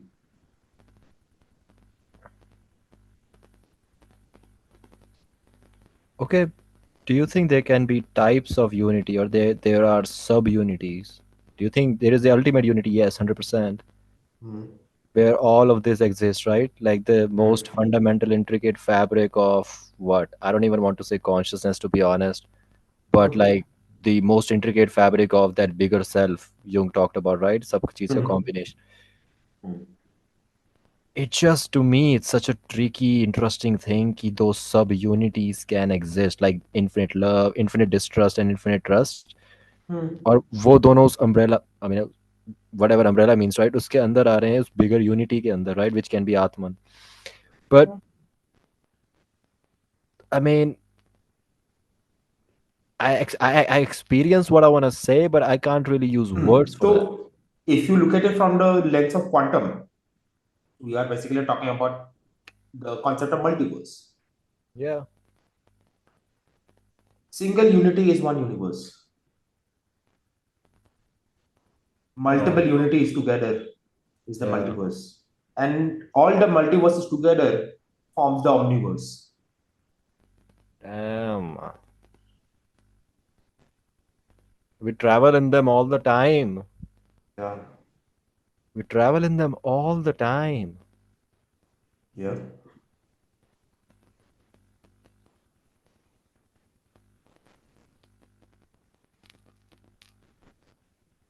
So omniverse is the song.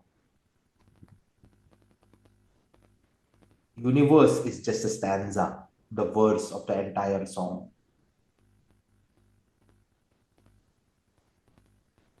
The multiple stanzas is the multiverse. When multiverses put together is the song of the omniverse.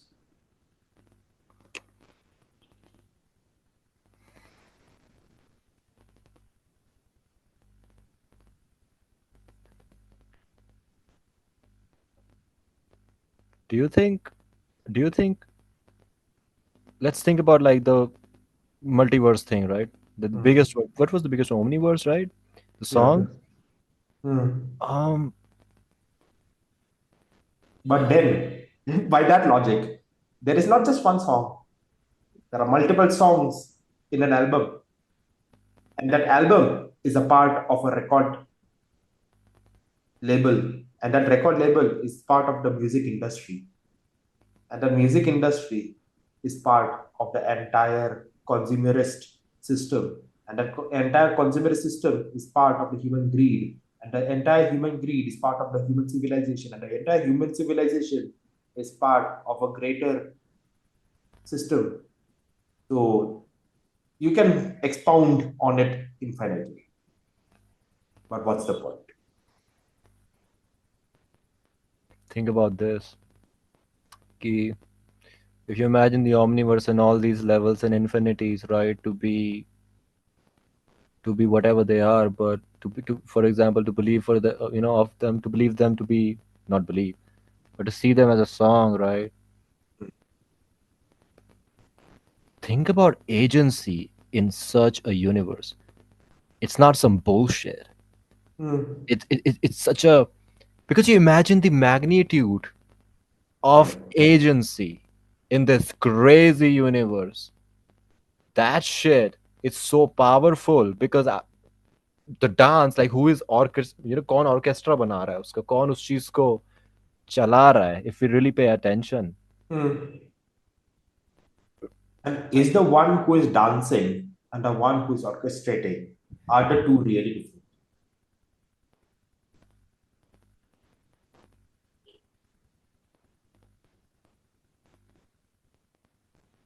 The dancer, the singer, the whatever, is just kind of like, is there even a difference between them? It's all us, So why do we keep fighting? Right? Sounds so fucking stupid कि we keep fighting because out we of have fear. forgotten that me and you are one and the same. Yeah, In this conversation, the one who is talking, the one who is listening, the one who is making sense, yep, it's not Hritik and Amresh, it's one. yep, And even though it was not that intention to put this notion forward, but joining from two devices. yeah, yeah, Is this Amresh whose camera is off and the Amresh whose mic is off? Are these two Amreshes different from one another? yeah, exactly. Yeah, such a beautiful example.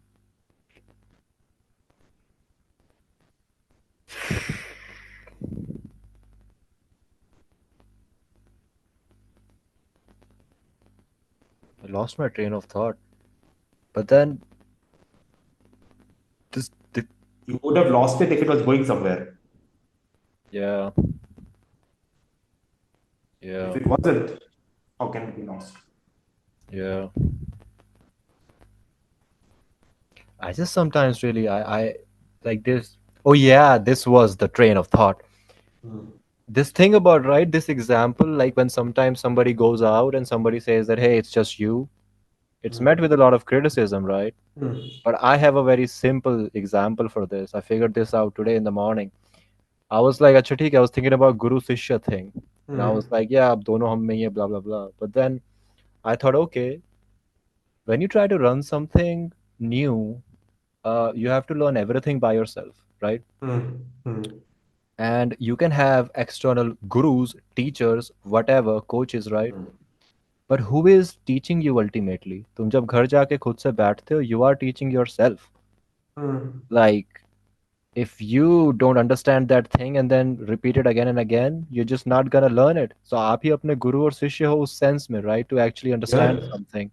And then I heard this crazy ass quote by the great Alex Hormozy. The dude said Hmm. ki if necessity is the mother of invention, then repetition is the father of skill. And I was like, damn, that is so true. And you are your own teacher because Hmm. that's how you do that shit. It's such a beautiful metaphor of like how creation happens. You imagine ki acha theek hai, I need some shit, necessity, that's gonna inspire you to like invent some shit. Or that's gonna like inspire a new action in you. And not even Yeah. necessity, to be honest, but also, oh, I want that, oh, I like that, oh, I love how I feel when I'm doing this thing. oh, I feel Mm, so pure. Yeah, I feel like I'm swimming in a beautiful river when I am like following this ideal. Just something happens to me. I have infinite energy for some reason, and then I'm beautifully tired at night. Like I'm mm, willing to, we talk about sacrifice, like fulfillment is a byproduct of sacrifice. And I thought, okay, holy shit, like this type of sacrifice where sacrifice feels beautiful, it doesn't even feel bad the way normally yeah. sacrifice is supposed to feel. So here again, words matter. Many of us make the mistake of equating sacrifice with compromise. Ah, yeah, wow. Yep, yep, Sacrifice is inevitable, compromise is a choice. yep. Agency. Yes.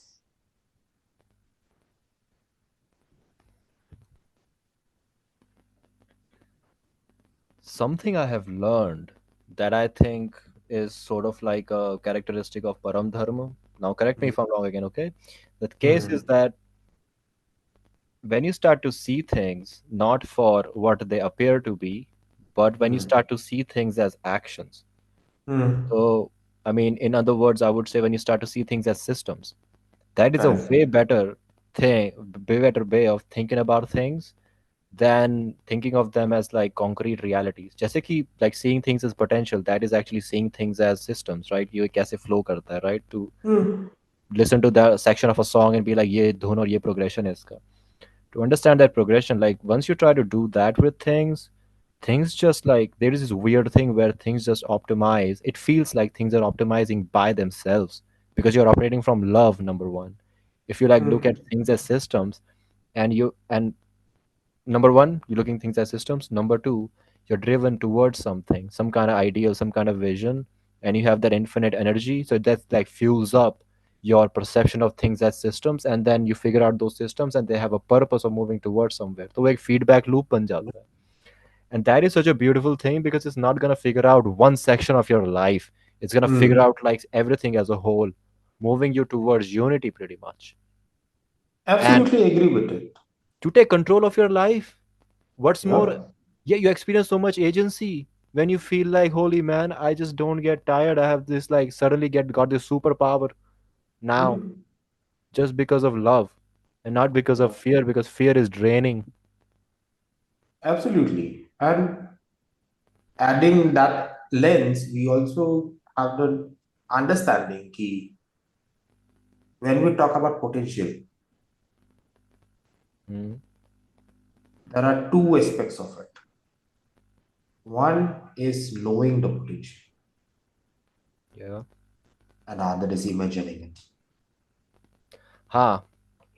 Yep. Many of us imagine the potential of the other, which leads to expectations. But when we know the potential, there is faith. Yeah. Yeah. And there is no other way to know potential but by committing action.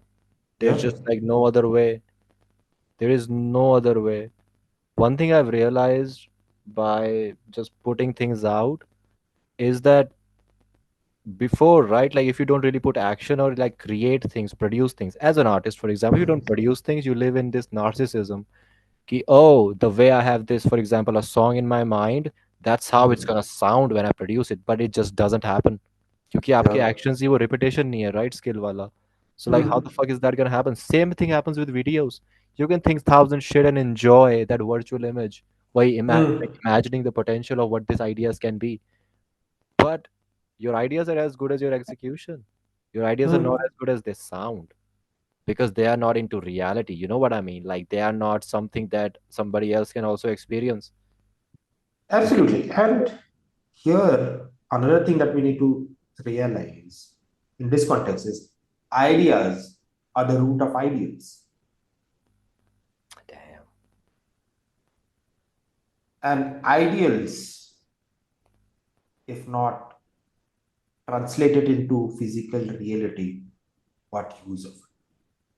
Yes, Nothing. it's good to chase ideals, but until unless we take steps to merge the gap between my current and ideal, It's just an idea.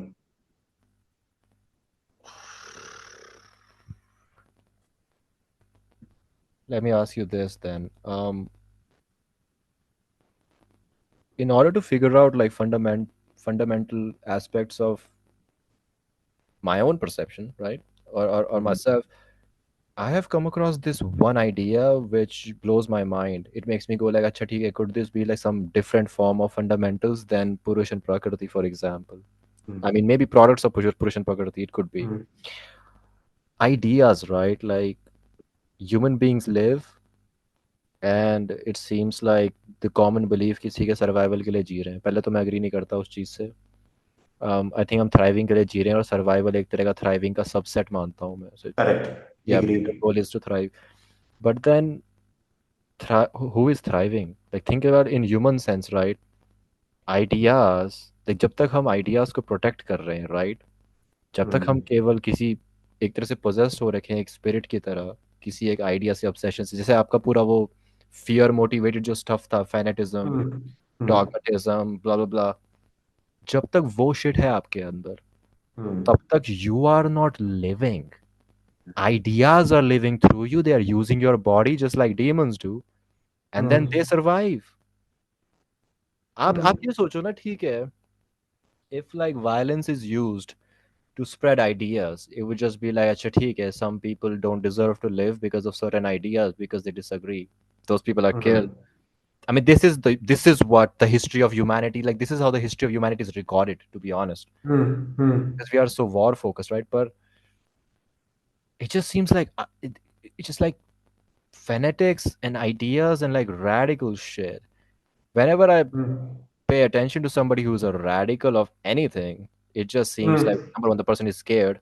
Number two, the person does not have faith in their own sacred. And then after Yes. that, they don't respect, like, for example, their own highest ideal. Mm. And also, those people are not living. They are not the Yup. living beings. Their ideas are the living beings. Their ideas are the master. And Mm. every slave wants to protect the master because that is what slaves do. So you are Yup. not taking ownership of your own life. The same with like bullshit when people say, I'm a piece of I am a bad person, I am weak. It's the same thing, I think. They are protecting Mm. their idea that they are weak just to conform because Yup. everybody else is weak. So I want to be weak too. I don't want to feel left out. But the funny thing here, Hritik, is it all started with love. But in the way, it got messed up. Because what is possessiveness? Possessiveness is attachment fearfully. When we are fearfully attached to something, when we are attached with an addition of fear. Yeah, And what is attachment? Attachment came when love was there and fear came into the picture. yeah, yeah. But बेचारा love कहीं अंधेरे में खो गया into chaos and fear took over and the rest is history.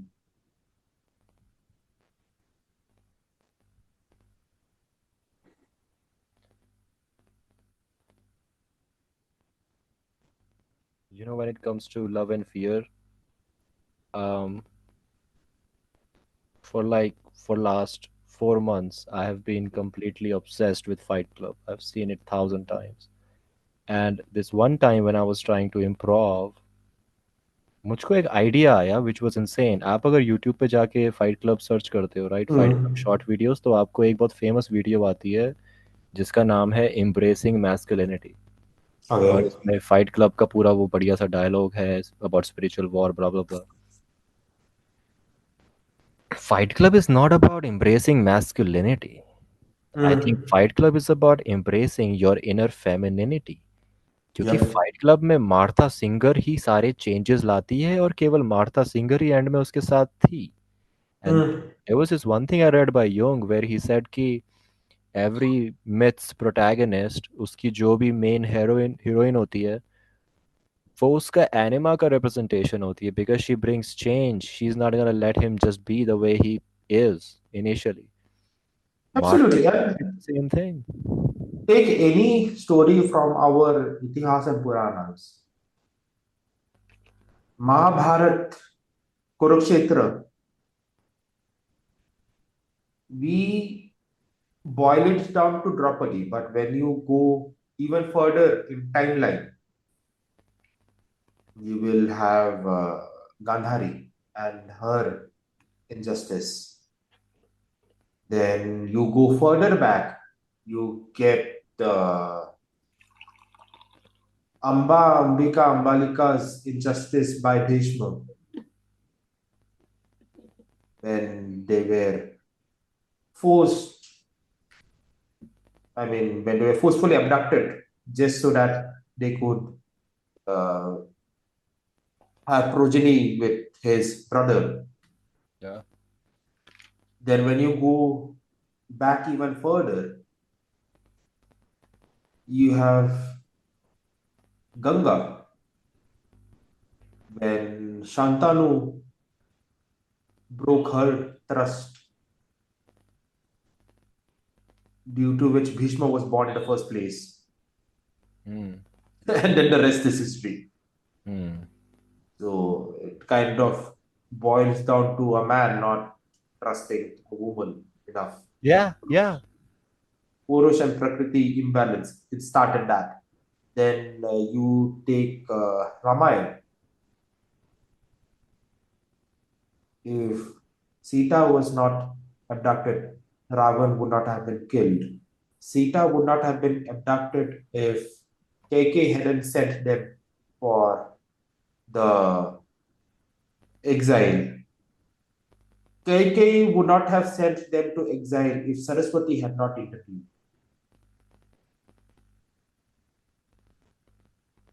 Yep.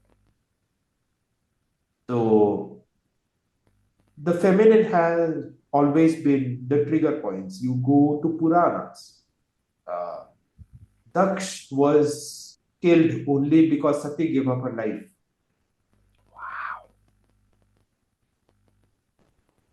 So, and then here comes another interesting thing.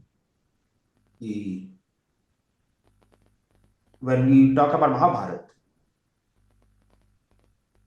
uh, just before the Kurukshetra battle, when Duryodhan and Arjun had come to Krishna for help, and Krishna gave two options.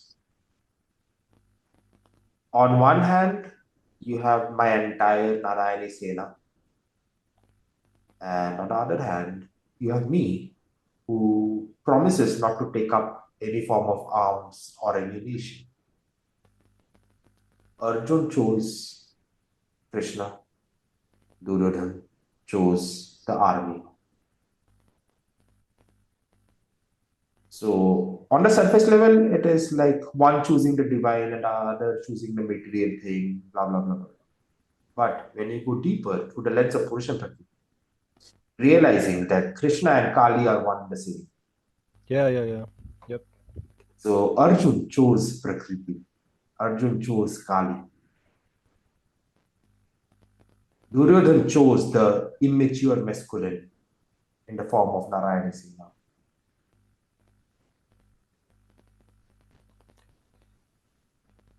It just, to me, it really seems like, can you really embrace the masculine? Like, masculine is not there to be embraced. I think feminine is there to be embraced, not masculine. Masculine is the order. Hmm. Masculine is the one that embraces. Yeah, How can you embrace the one that embraces? correct. What the hell? So, Prakriti is to be experienced, whereas Purush is supposed to be understood. But the mistake that people make is trying to understand Purush. Trying to understand Prakriti while trying to experience Purush. Yeah, yeah. That it just, I was thinking in terms of this, ठीक है उसके बाद से, but then first of all, one of the most beautiful experiences that I usually get from life, like, and for free actually, no premium subscription, mm, But it is that I read something by somebody who deals in myths, just a Jung or mm, Joseph Campbell, mm, and then I just sit and I just look at like some horrible Bollywood movies, Hollywood mm, movies, like या फिर myths. और उन mm, सब में there is like this subliminal similarity of human narratives that always blows my mind. आपने जो ये सारे examples दिए मुझे, right? Especially that Sita example. जैसे ही आपने वो बोला कि अगर सीता का हरण नहीं होता तो फिर रावण नहीं मरता.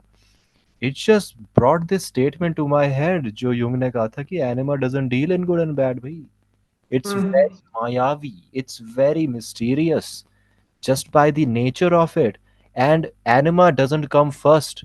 सबसे पहले shadow आती है, right? So, I mm. mean, I could be wrong. I don't know, but Shri Ram, he went to the jungle for 14 years. That's entering the shadow pretty much, going to a space where you're not in the beautiful conscious. You're going Mm, and seeing the dark side, and that's when the anima plays its tricks. And if mm. you fight, if you take your agency and be like, hey, I'm gonna do it, then you're gonna, Ravan का दहन तब होगा वहां पे.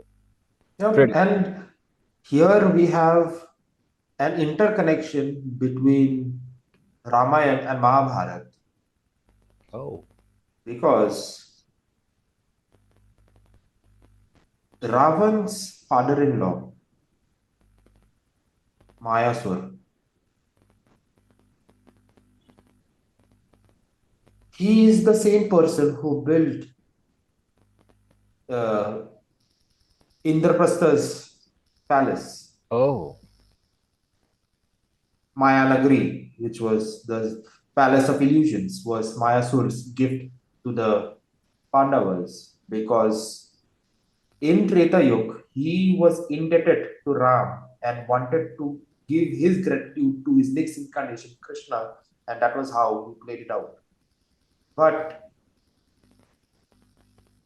एक तो Mayasur represents Maya. Second, he was the father-in-law of Ravan, the primary antagonist of the story. Of Ravan. Uh, he was the father-in-law, Mandudari's father. So Ravan was married to the daughter of Maya. Ah. Damn. He also used Maya, pretty much illusion, to get Sita. Yeah. So Maya can be both ways. It can protect you, serve you, or it can get you disconnected in a world of illusions. But then that is such a freeing idea. To see that kind of Mayavi nature of this shit. It's just kind of like it sets you free really from all the Yeah. boxes for you to just be like, hey, you know what? Agency, agency, agency. No matter how shit is playing out, Hmm. and such a beautiful reason to have some visions and have some kind of ideal, right? Yeah. क्योंकि वरना तो anima is gonna animine. That's what's Hmm. gonna happen if you don't have your shit because it's gonna conquer you then. How are you gonna Hmm. protect yourself? Hmm. There is this thing ki, ever since I kind of got into the anima stuff because it's really cool. And it's Hmm. really cool. It's a very powerful, it's very empowering to read about this shit. But then Hmm. I read this thing where Nietzsche compared will to truth, the instinct to Hmm. find, look for truth, compared it to a woman. And then he said that all the philosophers have tried to woo her, but then Hmm. this will to truth always plays tricks on them and leaves them dismay where they believe their own dogmatisms and believe them to be the truths. And I was like, damn, that's so true, all that Mayavi stuff and everything. But then I thought this. I thought, okay, there is like a little bit of like I kind of understand like what is the reason for that because truth is not something you achieve, but truth is Hmm. a state you maintain. Truth is Correct. an emotion you maintain. It's not data. It's not a conclusion. It's the Truth is journey. wisdom. जैसे Truth आपने is कहा, wisdom. yeah, truth is wisdom. Exactly, exactly, So exactly. nurturance, which is healthy prakriti, blooms into wisdom, which is healthy purush. Ooh. But knowledge, which is unhealthy purush, blooms into destruction, which is unhealthy Prakriti.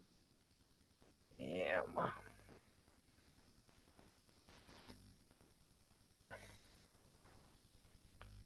First of all, like I want to say this again, but that map of consciousness thing, like that is that these are the three words I was thinking while you were saying all of that. I was like, damn, this seems like such a great map of things. I want to have it like painted on my wall in the Cage and Bound headquarters. Hmm. Have it like That would painted be right. cool. Yeah.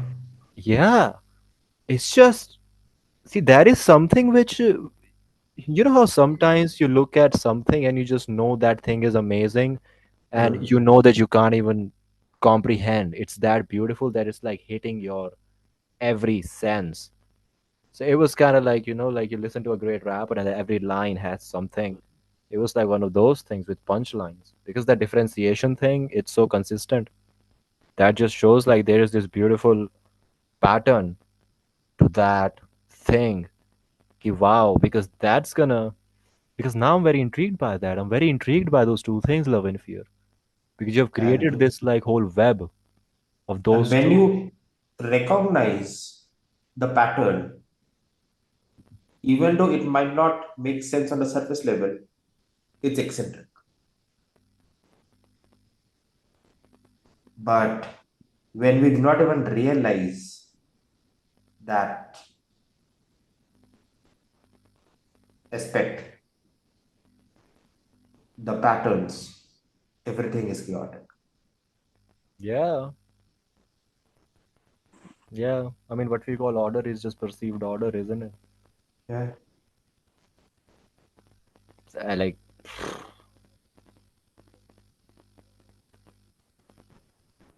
you know what? That's why I was just kind of like this one day. I think I did send you a voice note. I was thinking about this. It, like Purush cannot be perceived. Purush is not like Purush cannot be perceived. Purush is the one perceiving, right? So it's like Hmm. I mean I'm not even too sure about that. But then again, like Purush cannot be because that statement you said, right? Like thought is something that pauses you. Hmm. Correct me if I was wrong, but thought is something Yeah. that pauses you, and then emotion is something that The moves. moves you. Yeah. How can you perceive something that Makes you pause. and also think about truth? I do. I mean, I this is my hypothesis. Truth is an emotion. Truth moves. Hmm. And I think about this idea, ki, okay, what is a better life? A life that serves truth, या फिर truth that serves life? Because what I believe is that if you live with an idea that truth serves life, agency comes right there. Hmm. And this doesn't mean कि आप बैठे and then you know, believe in your delusions. This means that you pay attention to the wisdom that comes to you. Be it Yeah. you call it cosmic consciousness, or you call it body. I like to call it body's wisdom, right? When you calm down and try to pay attention to what your body is telling you. Truth serves life, and that is what, establishes agency Agree. to us. Yeah. And here we also need to understand what the essence of mature and immature is. Mature is when it is aligned to the true essence. Immature is when it is not. So, mature Prakriti is love because love is aligned to the essence of Prakriti. Mm. Prakriti is emotional, but fear is immature Purush because Purush is not emotion oriented, but fear is an emotion. Yep, So, yep, disalignment उधर ही आ गया.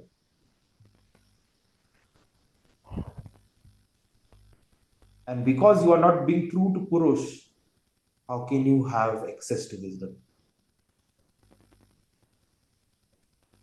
yep, which is the yep, healthy Purush? yep, And when there is fear, you are seeking knowledge. yep. But when you have love, you have wisdom. Yeah. You seek knowledge, you have wisdom.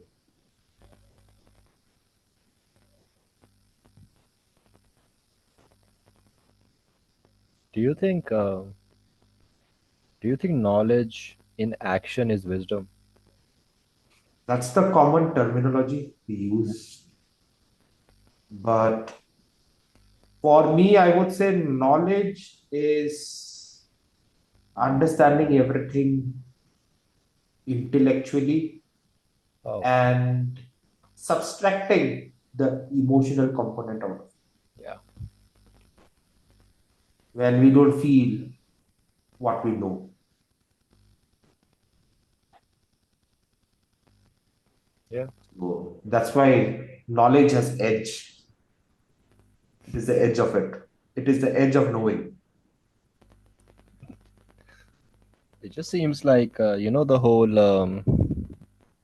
whole incomplete nature of knowledge कि वो हमेशा incomplete ही रहेगा बस थोड़ा थोड़ा पूरा होता रहेगा. That is such a beautiful metaphor for the for the unhealthy purush. Yeah. It's seeking so much order that you lead to chaos. Yep. Like And you, what is wisdom? Wisdom is the dominion of the wise. yeah, The yeah. kingdom is the dominion of the king. Fandom is the dominion of the fanatics. Freedom is the dominion of free will. So, likewise,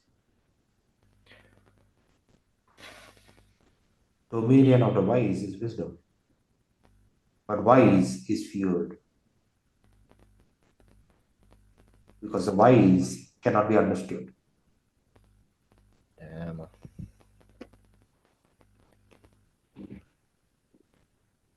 Couple years ago, I met up with a friend who I meet once a year. He lives in the same city, but for some reason, we only meet once a year. Hmm. Hmm. Shout out to Ishit. But he and I, we were talking about things, and this one day we just said कि you know what, अगर पूरे दिन काम करा है, कुछ Hmm. ढंग का काम करा है पूरे दिन, तो फोन चलाने का मन नहीं करता. Hmm. And that just leads me to think कि the behaviors that stop us, the behaviors that make us, that weaken us, I will say, um वो एक तरह से symptom है, right? I mean, obviously it is a symptom of you are not really trying to discover wisdom of your body, in my Hmm. language. And you will never discover the wisdom of your body if you don't put it to test through action. Absolutely. And here I will bring language once again. Working को हिंदी में क्या कहते हैं? काम करना. Correct. काम क्या है? Mm, desire. mm. काम करना is working on our desires. And when our desires are worked upon, what are we left with if not satisfaction? Think about this. ठीक है, I mean, same theory, right? Calm is about like working for our desire, right? It was that. Think Uh, about this. If you are driven by fear, then you are not working for desire. yeah, But if you are driven by love, yeah. it's such a simple thing. Really think about it. It's such a simple thing. It is. Things are simple, we complicate it. Yeah, because we don't want to, be sure of our bullshit, I think that is just to confuse ourselves so we have great enough reasons to not do things. So, one bifurcation that I consciously avoided using here because it will unnecessarily create chaos, which I don't want to open the doors to, is when we talk about the healthy and unhealthy Purush. So I use the word wisdom and knowledge, but what I actually intend is instead of this knowledge, it's mind, Yeah, yeah, yeah, yeah, and instead of wisdom, it's consciousness. But because consciousness has already been used yeah, yeah. in the mature one. So, No, but knowledge also there because I think um, this is what I really think. Ki you take knowledge, and knowledge is like trying to make predictions. That's why knowledge is there. Okay, you try to understand the fundamentals so you can understand the. See, round seven is live. I love mhm. Amartya. So then, so then knowledge is there for predictions. Knowledge is not there to lead our lives. Knowledge इसलिए कि अच्छा मुझे ये चाहिए भाई मुझे ये कैसे मिलेगा. Hmm. Knowledge ये है मतलब this is what I think. Knowledge ये है कि ठीक है based on limited because knowledge is always going to be limited. But knowledge plus okay, let's not say knowledge. Thinking plus feelings. That is the whole we should experience. Yep, If you yep. only go with feelings, not a good idea because that is gonna be just like Hmm. shit but you cannot really like consciously have control over it. But then if there is thinking, if there is feeling, both work together, that's the best way to Yep. go, and that's how like knowledge can be complete because वही तो बात है. Absolutely. Because So, yeah, feeling without thinking is chaos, and thinking without feeling is monotonous, yep, and either of the two without action is pointless. yeah, yep. To me the thing is this, okay, I mean being in action is, I don't want to say addictive, but that's the only word I have. You just feel such a particular way that Hmm. you're not even running away from things, to be honest. You just kind of like you are like all right whatever. It's beautiful to be tired by this thing, it's kind of like loving a woman so good that you're not even scared to get hurt. You're like, oh, it'll be a Hmm. pleasure to get hurt, not hurt but like get tired while you are just pursuing something. And it's Hmm. not like like if you fuck up once in a while you'd be like, oh my god, I fucked that. It's not that. It's just kind of like, all right, fucked up. It's gotta be like, okay, it's just chill. When you like follow an ideal, that thing is so good. Because I've noticed this. If you Okay, so this is gonna be like the same metaphor I think I've told you about. Ki I think that our we always express our environments. I mean, at least I do that. I think for example, if I try to give any anecdotal Hmm. examples ever, I will always use the terminologies of the things I am doing on a consistent basis. When I used to play pool a lot, my Hmm. philosophical analogies would be around pool. And then when I started going to the gym, it would be the same. It would just be about reps. I started using the word sets, progressive overload, training yourself. And I noticed ki that is something like I cannot control. And I've seen this with people too. Like if you really listen to people and if you really want to know if they actually think, you just gotta be like, hey, does this person give any anecdotal evidence? Does this person give any like some shit from their own personal lives? Because that Hmm. makes me think, yeah, can this person churn their environment into whatever you want to call it, knowledge, wisdom, whatever? Can this person churn that? Because that is what Purush is, I think. That is what dancing with Prakriti is. Hmm. Because it isn't ki you sit down, you read some words, and then you mumble those words out. It's about you read the unreadable, Yeah. and then you express that. And then you do it with art. That is what masculine is. Yeah. Because life केवल वही थोड़ा ना है कि it's about systems and order. It's about both together. It's Yeah. about presenting stuff in an artistic way. I mean, that's what I really believe. That is where Hmm. meaning of life is. And art comes from heart. Yep. कौन से words बोलते थे इन्हें? It was in that video. Kangaroo words. Kangaroo words. Shout out to Vsauce. So yeah, so and art without heart is I don't know what. Yeah. Maybe just a piece of something. Filth. Garbage. Something disgusting, to be honest. Something that can make a lot of money, but something which Hmm. is just. So that way, going by the mathematical approach, Disgust would be something like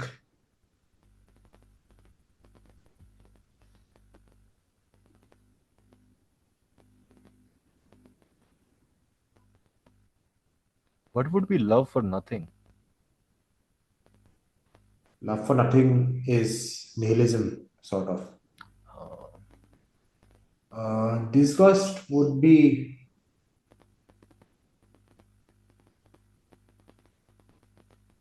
fear root of love.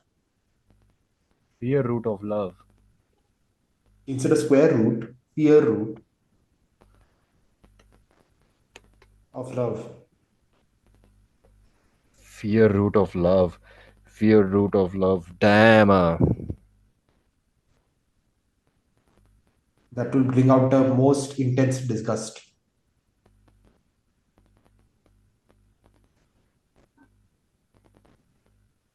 Like one of the things that actually opened my mind to, I won't say paradoxical, but like these things made me very open minded towards um, ideas of consciousness. Okay. So, like, uh, I think it was Robert Sapolsky's Behave, and I love that book. Uh, उसमें वो एक वो दिखाते हैं mental map neural maps दिखाते हैं, and then Hmm. he said that in one on the left it's a fMRI of somebody Hmm. having an orgasm, and then on the right side there is an fMRI of somebody experiencing murderous rage. Hmm. And then he said both of them have the same neural whatever. And I thought, okay, think about nervousness, okay? You gotta go on Hmm. stage and your hands are shaking. I've Excitement is the seen same. exactly. It's about like, okay, I think I'm nervous. Yes, you think you are, so you are. Hmm. Oh, I'm fucking excited. Yeah, you are because you are. Because the Hmm. shit is the same. What's happening is the same. And that is where agency is, I think. क्योंकि वो Hmm. agency लोगों की चले जाती है, right? If somebody has low self-esteem for whatever reason, and then they are supposed to go on stage, उनकी वो programming हो रखी है, that's something they have given up to. And then the case is like, yeah, not taking agency for that. Being like, Hmm. hey, can I like do some shit? Can I, lack for a better word, delude myself Hmm. into, putting my agency here? Because I really believe that you gotta use your snakes to be venomous sometimes. Hmm. There is no issue in that. And just be like, hey, you know what? I'll be delusional and just try to embrace my, not embrace really, but integrate my agency to be like, hey, this is what I want to do. Hmm. Yeah.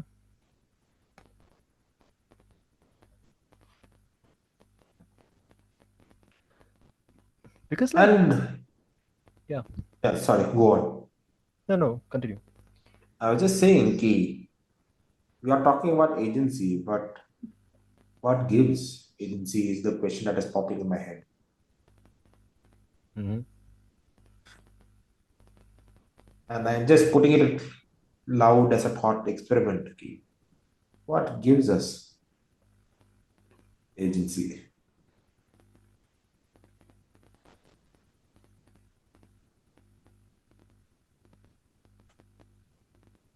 Is love alone enough? Because that's what came to me too. But I'm trying to think what else could be. But if love is not enough, can also mean that we do not understand love fully,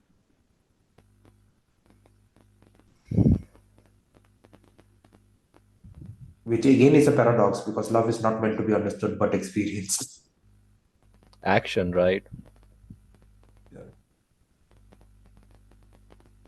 This is just like as I'm growing old, not old, but as I'm like growing, as I'm like Uh, trying getting new things, I'm just like my internal thoughts just seem like an insane person's ideas, like truth is an emotion. And now, as soon as you said this statement, I thought, okay, love is an action. Love is not an emotion, might be, love is not an emotion, it's an action that is experienced. love in action is compassion. Love and action is compassion. Okay. So love in action is compassion. Compassion experienced is care. Compassion experienced is care. Think about it. When you are compassionate towards somebody or towards yourself, you feel cared for. Mm-hmm. Person feels cared for. Yep. The primary driving force is love, the emotion. What would you say love and fear are The in primary terms of emotions. emotions? These are the two drivers. Can there be a third one? Could there be a third fundamentality? Third driver is beyond the mortal comprehension, which is the unity. When we go beyond the fear and love,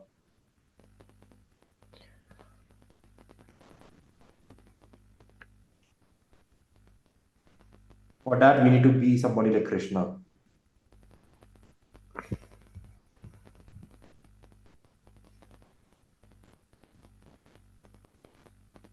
I just I have this weird instinct. I've had this since I was a kid. It's like a default thing, something I was born with. The thing in my head Hmm. is like I want to break things. So now when Hmm. it's kind of like, love and fear are there, I just want to be like, hey man, this is such a cool idea. Hmm. Let me just be with that and just try to like think about like ways where this could be, because I treat But this thing as knowledge, right? I hmm. But treat still again, yeah. again, is this knowledge or is this wisdom? Because if you are getting attached to it, it is knowledge. If you are applying it, it is wisdom. Yep. But there's also this one thing, right? Like I've seen this thing. People can have different. I don't know if there's a word for this, but imagine like people when people think of things, thinking Hmm. plus feelings, right? Hmm. Imagine that as like a different personality they have, their thinking and feeling personality, okay? And then the way they act, let's call it their wisdom personality. कि भाई wisdom Hmm. अगर हम assume कर लें action होती है, right? Hmm. अब ये मैंने नोटिस करा, I could be wrong, but then मैंने नोटिस करा है कि many times there is like this disconnection between those two. Like Hmm. people's feelings and thoughts are just gone. Like they don't even work, but then their actions are good. Their actions are Hmm. fine. Like वो एक split है उन दो चीजों में लोगों के. That's what I've seen. So here my question for you would be, what is more important, action or intention from a dharmic lens?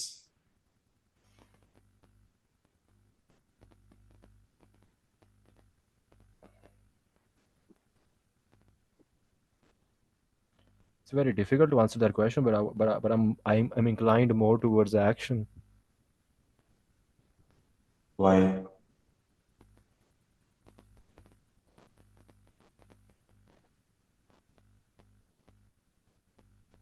Because I think our action self our action self is closer to our, our action self is closer to the ultimate unity. What if I said that it is contextual?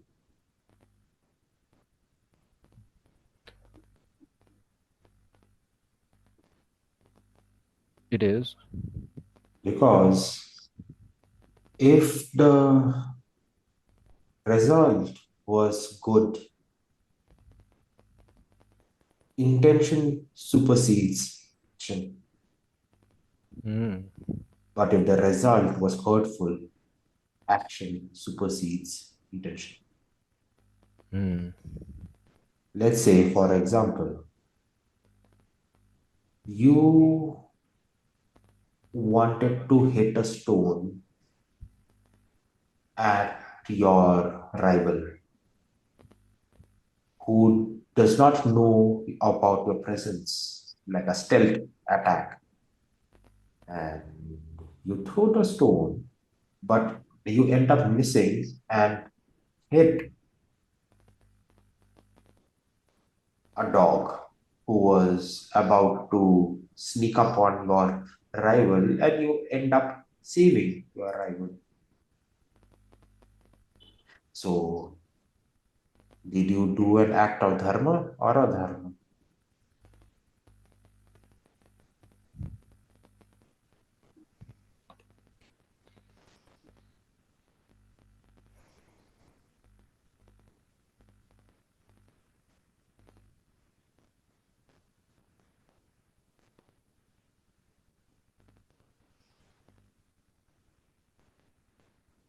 I want to say both, but I'm just trying to think अगर मैं एक चीज बोल पाऊँ.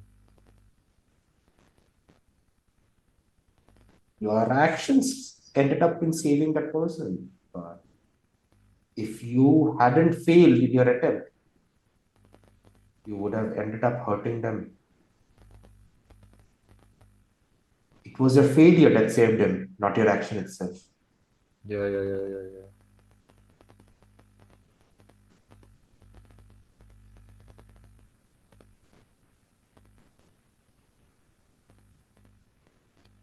This this makes me think of this. Mm.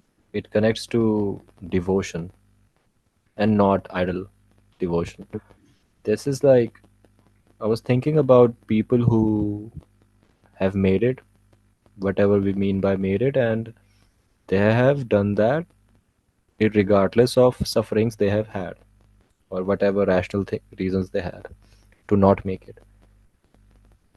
I was paying attention to the decisions these people were taking when they were struggling, and those decisions seemed to be good decisions only in hindsight. Mm. But if they did not make it, those same decisions would be stupid.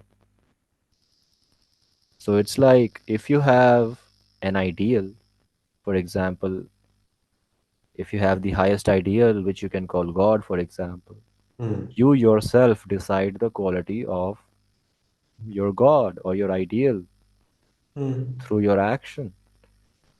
So, like, if you see your vision, if you have that ideal, something you love, and you want to move towards, they are as good as the actions that purpose, like, inspires, Mm. makes you act towards it. So, this is like, that is also like, that is where you have that conscious will, you have that agency to give your own ideal the highest Absolutely. quality. Yeah.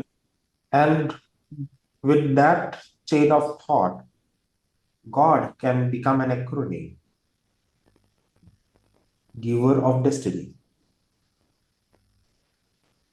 Anything that we make our ideal will shape our destiny. Why will it shape our destiny? Because it will shape the way we think, which in Yeah. turn will shape the way we feel, which in Yep. turn will shape the way we behave, Yep. which in turn will shape the way our personality becomes, which in turn will shape our personal reality. Yep. And hence we have the saying कि जब नियत अति हो जाती है नियति बन जाती है.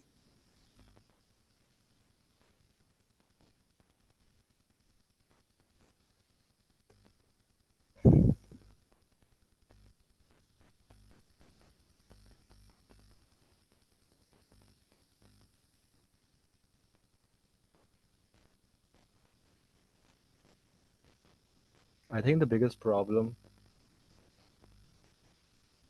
one of the biggest problems we have is that unconscious detachment जो आप कह रहे थे. You know, I Respect is think respect.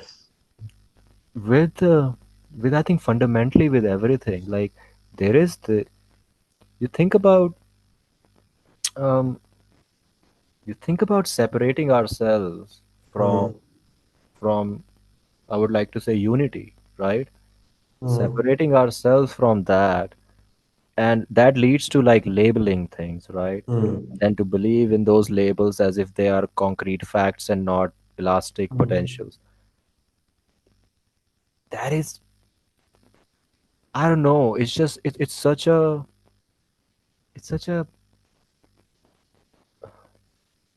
it's a thing that is held as a fact when it clearly isn't. It's held as a fact. Absolutely. So, what is a label? Mm. I'm asking you, what is a label?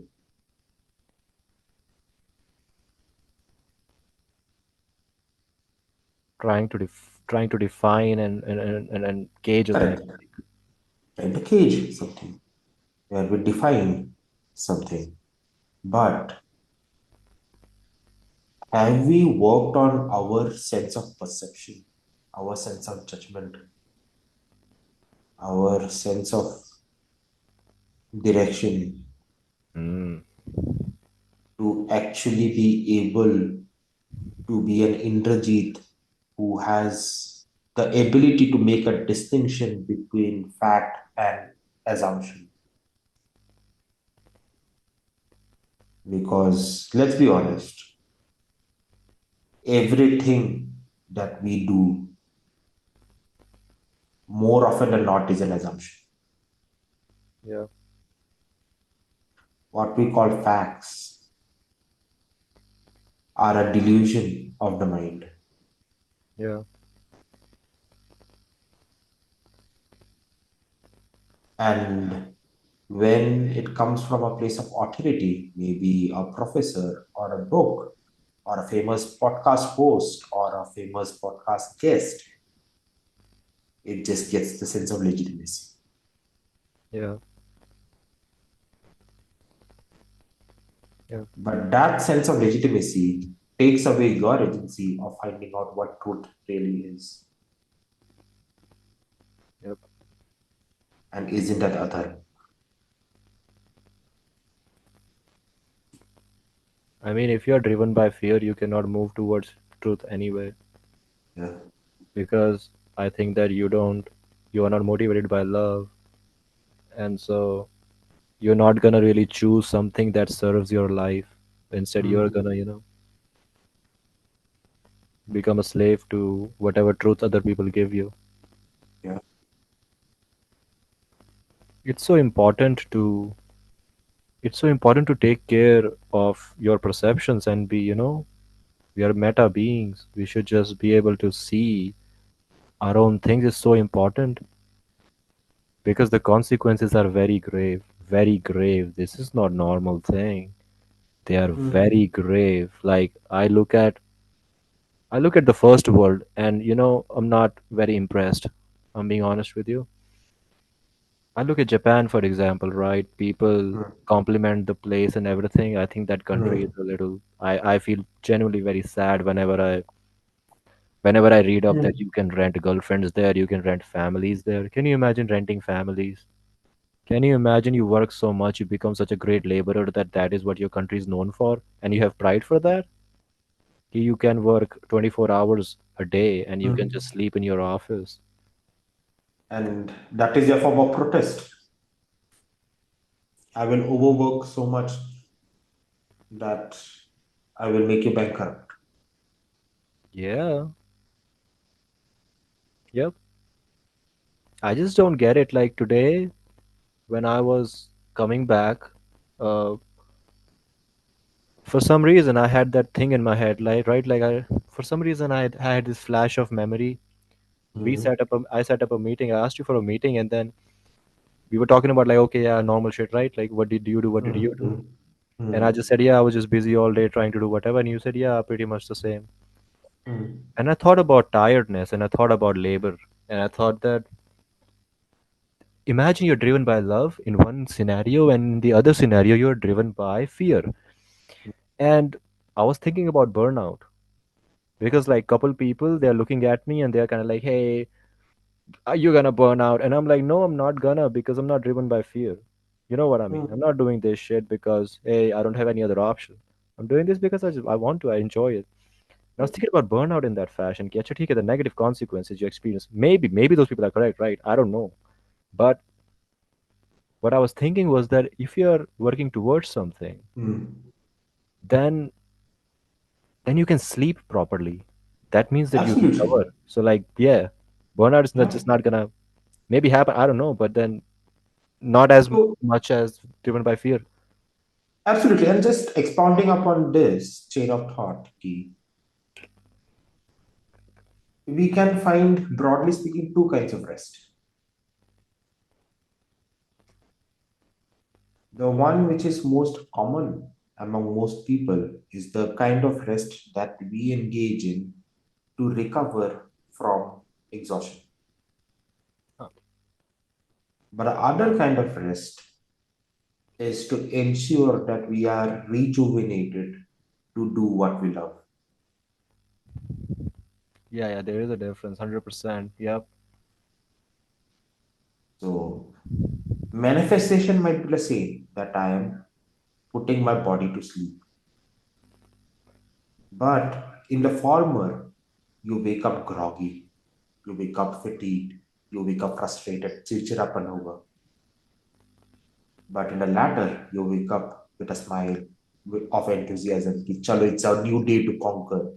yep, Maybe not a new day to conquer, but a new day to spread some more love. yeah, yeah. This is the joy of Because waking up. yeah, because the need to conquer is also driven by fear. Yep, People say conquer your fears.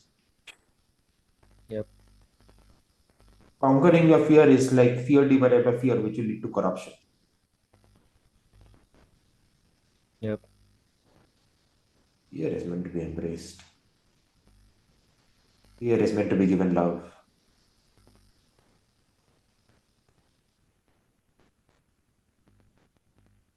I think that I think one of the all conversations, right, that have impacted me, um, our conversations. One thing was when we were talking about Swadharma, Hmm.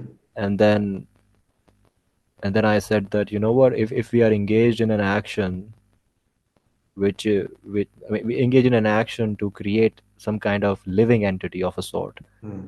it, Hmm. systems, blah blah blah. If that thing in turn also like optimizes your own life, that would be great, right? Because you both are Hmm. serving each other. Then Correct. it would be like again a loop. And um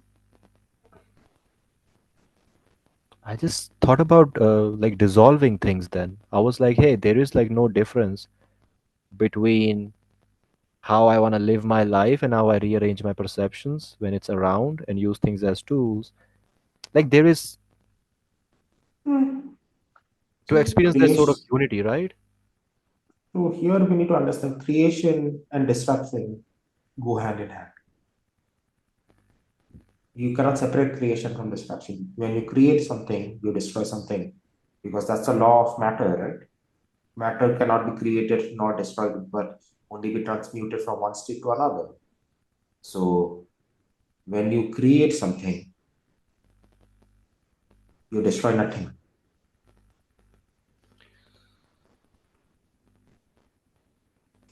Even though on linguistic level it might sound hack, but think about No, it makes so much sense. It makes so much sense. It also kind of like this happens to me sometimes. Like I would think about, oh, acha, theek hai, I am here. Why do I believe that I exist? Like this, Ritik, right? Normal shit, social self, right? And then I just try to think about like everything I can perceive. I cannot perceive what I am not. it. That's impossible. That doesn't happen. And what I am, not just the name and me being aware of like the whole combination of whatever this is, like wherever ideas come from, wherever feelings come from, wherever whatever comes from. And this philosophy can be applied everywhere. To create sound, you destroy silence. Yeah, To create light, you destroy darkness. yeah, To create action, you destroy inaction. yeah, To create love, you destroy fear. yeah, To create competence, you destroy incompetence. yeah, To create space, you destroy vacuum. yeah.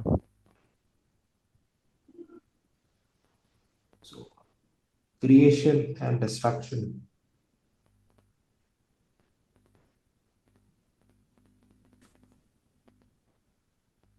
one and the same. And one who thinks that they are separate is Brahma,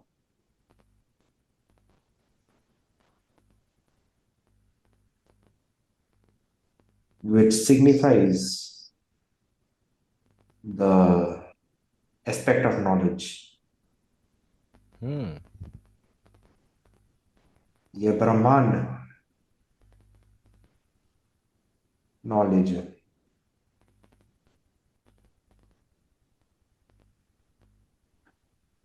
but परब्रह्म ब्रह्मांड नहीं है.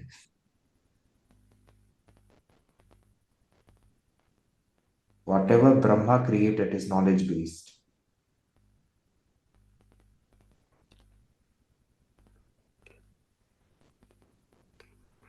That's why we have the stories of beheading, one of Brahma and the other of Daksh.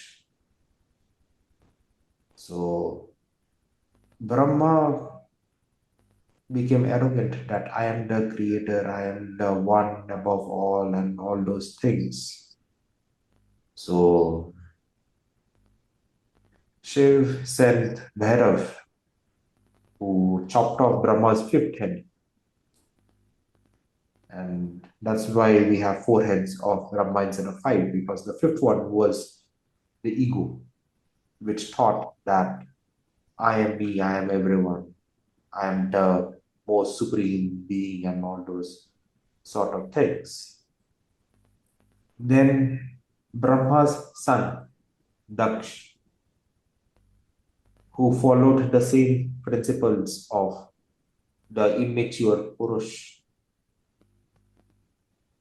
Structure fear base, मेरे हिसाब से ही होना चाहिए, ये ही नियम है, यही कानून है, वगैरह वगैरह, nothing beyond that. And I am the creator of law is what became his fatal flaw. When he thought that he's the owner of Sati, who was Prakriti herself, and that was when Sati decided to immolate herself, because Daksh was not just belittling her, but was berating her husband, Shiv. And on one hand, you have knowledge, on the other hand, you have pure consciousness. Wow.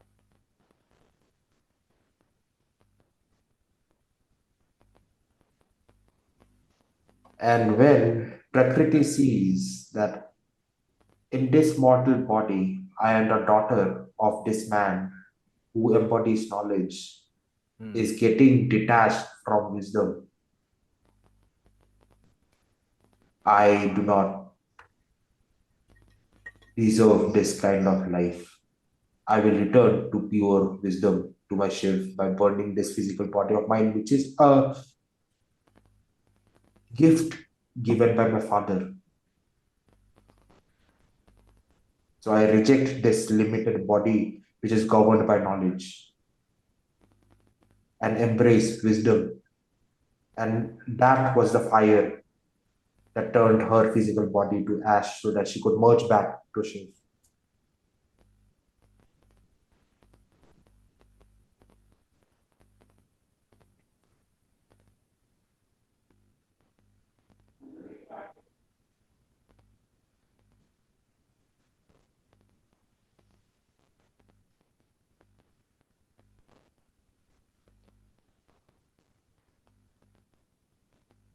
The fact that we, the fact that,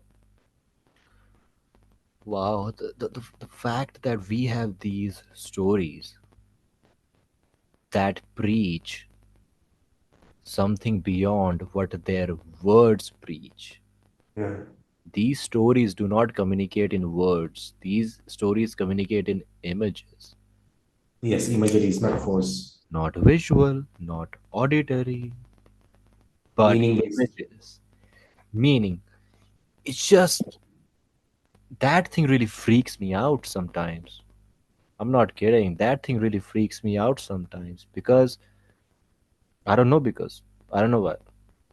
It just freaks me out because it's so because it's not something that you would find very to be very specific. This thing seems to be way more generalized than specific. It is everywhere. Every form of culture of human So beings. here, so here I would say, when you know the answer to because, it is knowledge. Yeah. But when you experience the answer to the because, it is wisdom. Hmm. Yep. So you don't have to know the answers to the because all the time. Yeah. Yeah.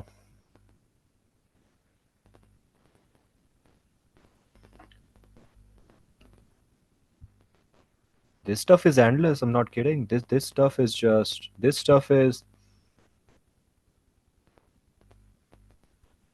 Addicting? no. I don't think it's addictive. For some reason, I mean, yeah, yeah.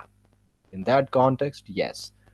But like, really think about this shit. It's not addictive. It's kind of like because what I experience when this stuff happens is like you know how like a military general, if Hmm. he figures out a strategy, that's how I feel like. I just kind of like, all right, okay, that's like a strategy for some kind of stuff.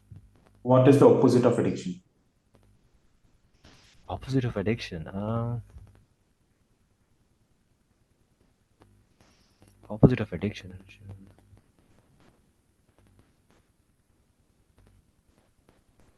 No idea. I can't come up with something. Empowerment. Either you are addicted or you are empowered. What makes you empowered? Your agency. And you take control over your life. Yeah.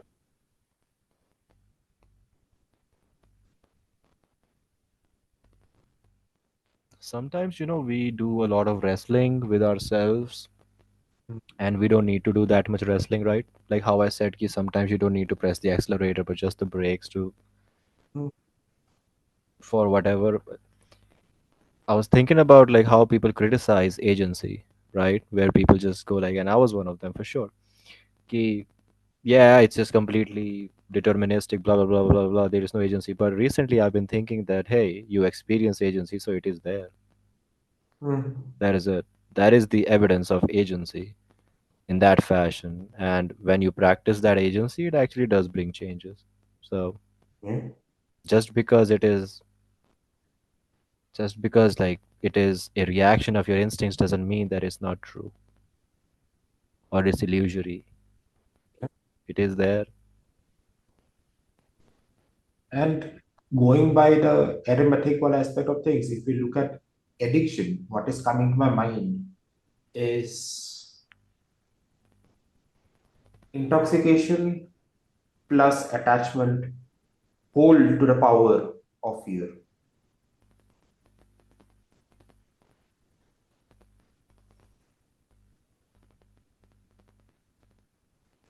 Intoxication.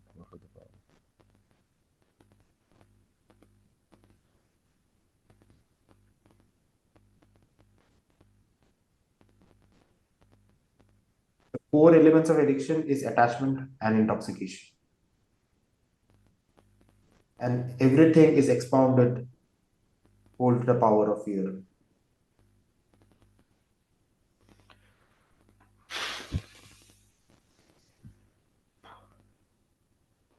Just switch the two. Make attachment detachment. Mm. Make intoxication, just remove intoxication. Detachment to the power of love. Empowerment.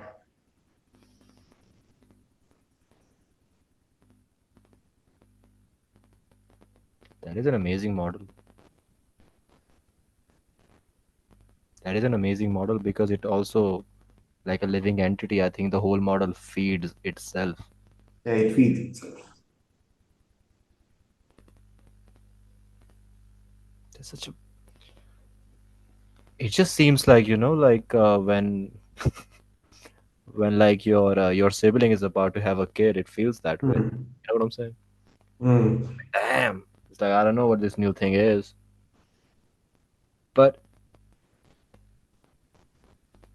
really that like how how sometimes people say that there is like a very thin line between genius and insanity, whatever genius Hmm. and insanity means. Again, like is that not similar to that idea of intention and action? Yeah. If you make it, you're a genius. If you don't, you're just insane, just Yeah. stupid. Like the labeling actually does like depend on your actions, like how people are scared to commit action because of like labels. But then if time is infinite, I mean Hmm. seemingly infinite, right? Time is not like one day. You don't just get like one day. But then if you're like Hmm. for 5 days you were a clown, but then after that you can not be a clown. Like that's also a thing that happens. Like Shiv is not that close minded. He's pretty chill, you know? Absolutely. And when we talk about this moment को हिंदी में क्या कहते हैं?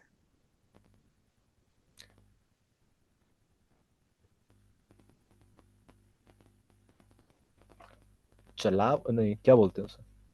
क्षण. Hmm. इस क्षण में ये हो रहा है. क्षण भर में. Momentary. क्षण. And as we spoke about in the last pod, I या E बड़ी छोटी I stands for शक्ति. Hmm. तो शन में शक्ति लगाओ. Shani. And who is Shani? कर्म फलदाता. Whoa.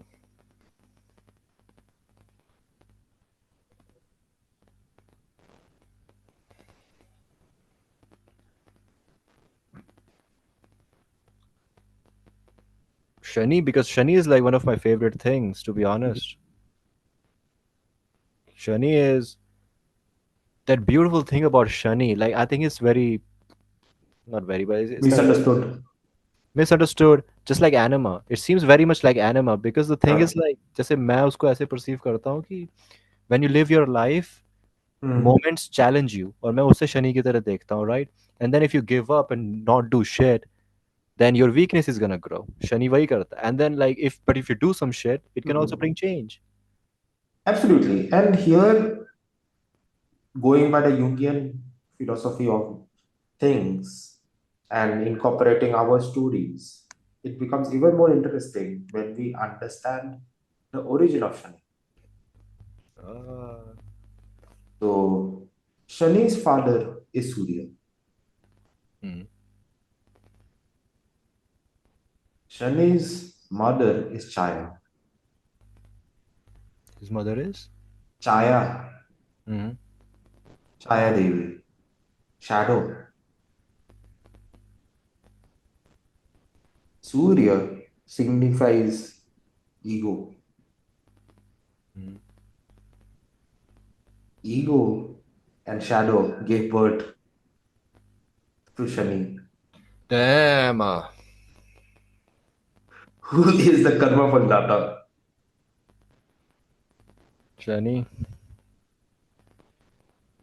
ego and shadow gave birth to Shani. Who do you think symbolizes the bigger self? That whole combination of conscious and unconscious in astrology. In astrology, we don't have. That's for a Brahm. Uh, but this one The time, like, closest, the closest, if we look at it in a planetary way, it would be Brihaspati because Guru.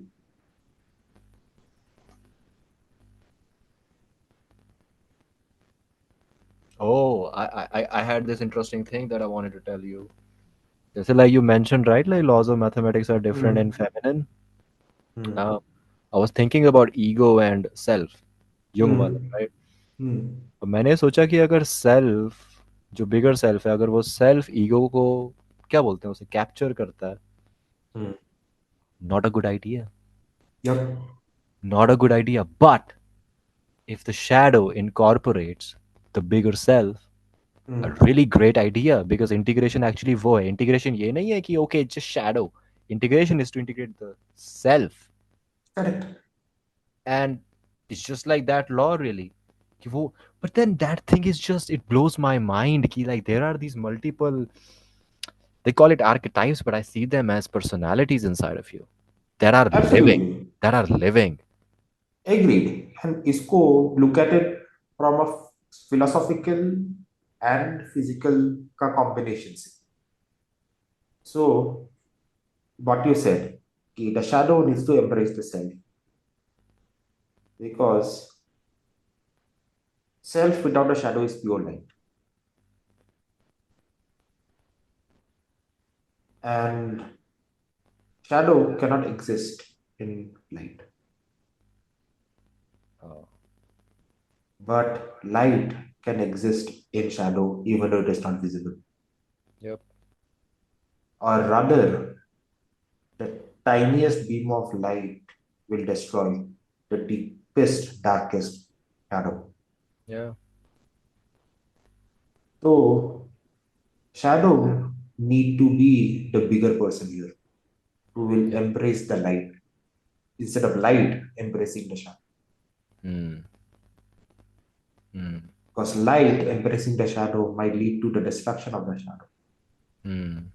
But the shadow embracing the light is more of an integration. Wow.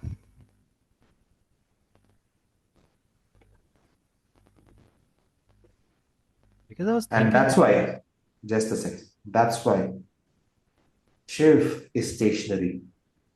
The one who moves is Shakti.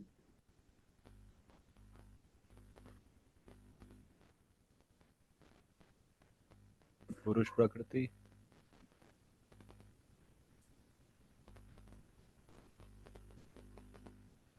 I was thinking about Kali Yuga and a solution to Kali Yuga from a Jungian perspective, and I thought, okay, if Kali Purush is the unconsciousness, and we are the we are the I there that is getting attacked, Hmm. then what could, Kalki symbolize? And I thought, okay, Kalki would be the instinct to integrate with the bigger self. It's more like, Hmm. like how that Bible idea ki Jesus comes down and his idea was like, hey, connect to God, whatever. And I was just thinking that maybe Kalki seems to be the instinct that I think every single human on this planet has, the instinct to integrate. And also, I think I had shared that epiphany with you. Ki, when we look at the prophesized parents of Kalki,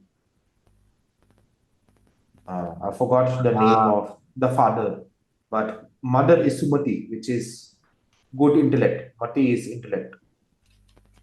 And father translation is basically connecting with the divine. yep, So when we connect with the divine and have sound intellect, Kalki is born. yep. Okay. And this is something which we discussed earlier also. Ki in Satyug, it was between two realms. In Treta, the battle was between two nations. Hmm. In Dwapar, the battle was within the family. Whereas in Kali Yuga, the battle is internal in every single individual. So we don't have, or rather, we are not going to have a single Kalki who's going to fight an external war.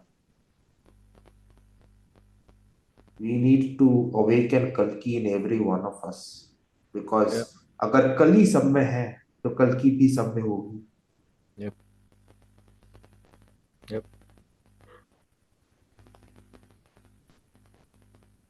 What we can do on a societal level is play the role of the mother and the father, so that we can awaken Kalki in more people's consciousness. Yep. Yep. Otherwise, it is like the classic story of waiting for the hero.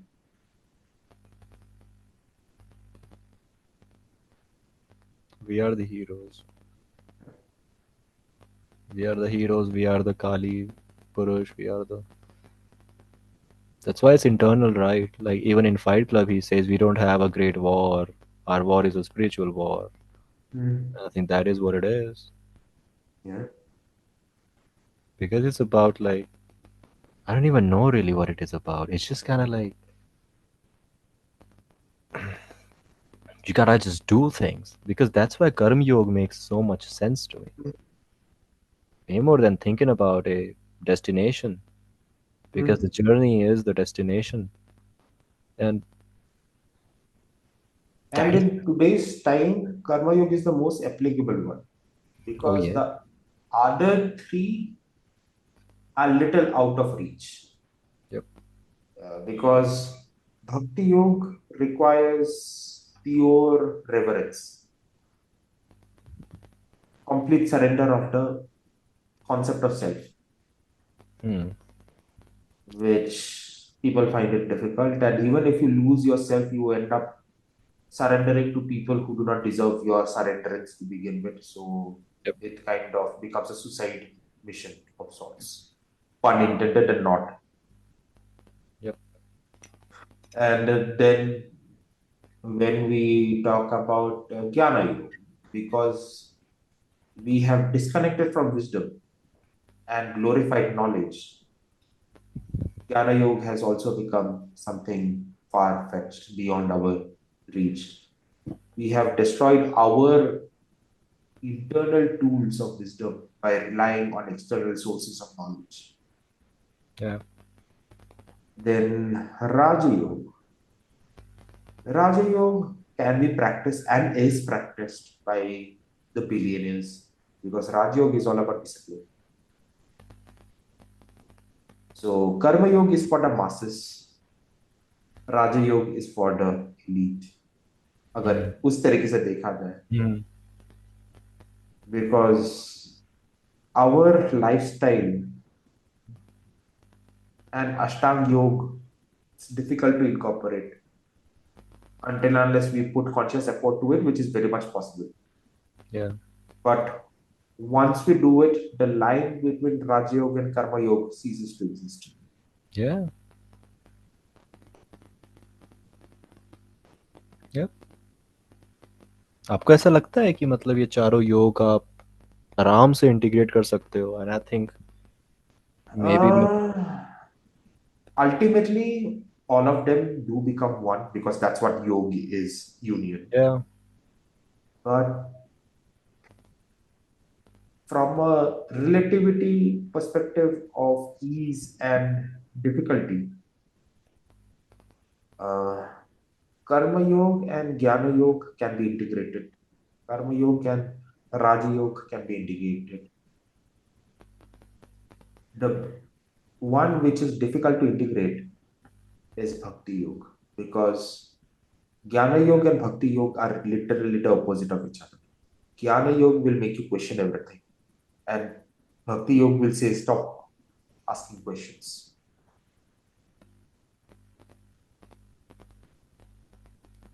But then, like I was saying, ultimately all of them become one.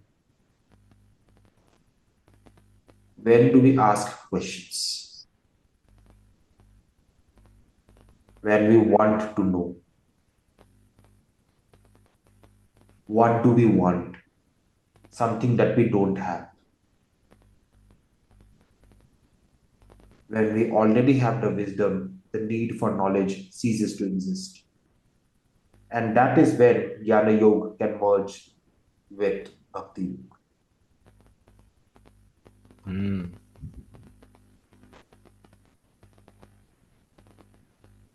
Because I When the think devotee and the God becomes one and the same.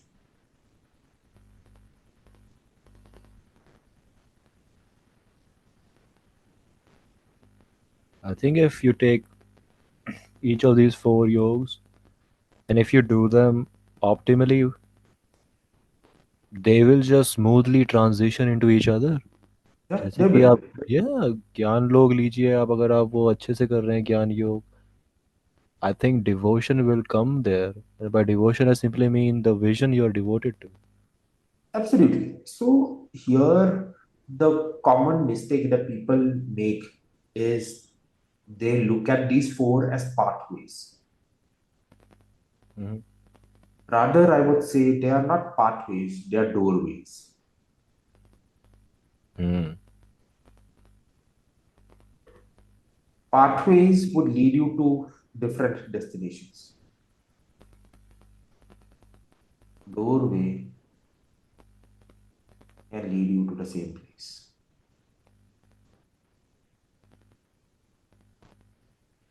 And it can be a pathway if you are driven by fear, but it is a doorway if you're driven by love. Because Yeah, if without love, you cannot be transitioning your yogas. वो तो होगा ही नहीं फिर, योग होएगा ही yeah, नहीं, transition. correct.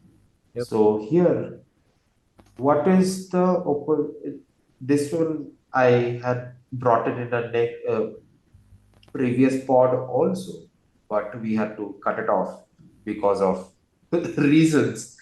The the opposite of yoga is Vyog. Yeah.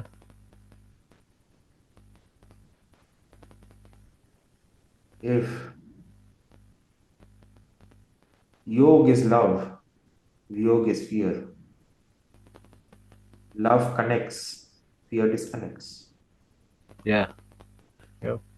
So in योग fear का जगह नहीं है.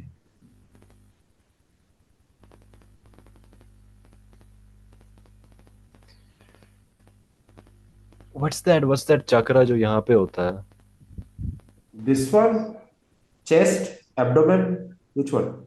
Chest. Chest is anahat, love, heart.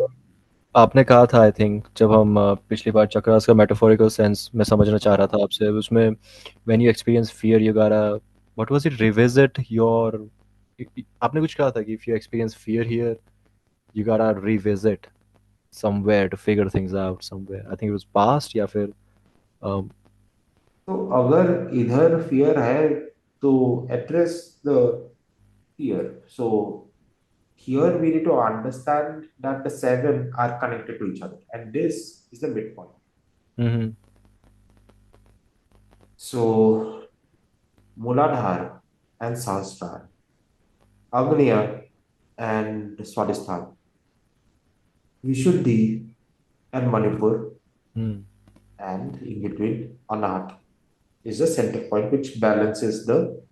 Hmm So Muladhar is what? Muladhar is our foundation, our base, intergenerational aspects, our family, all these things represent Muladhar.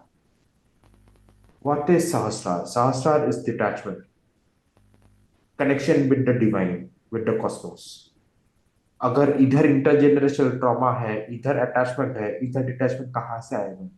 yep Then Agnya is associated with the ability to see beyond Maya, the fire of the third eye which burns the veil of Maya. Then its corresponding is Swadhisthana, which is associated with creativity, vitality, passion.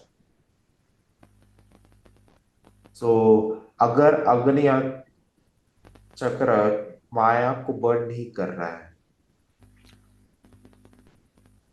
ये इधर उधर जाएगा. Then Manipur, which is willpower and Vishuddhi, which is vocalization, auditory power. Ah, will power नहीं है तो vocalise कैसे करोगे? yep. And everything that holds, I mean, the one that holds everything in place is love.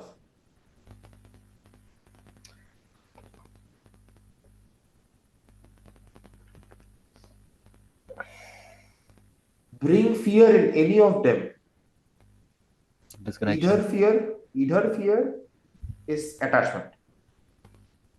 Either fear is delusion. Either fear is doubt.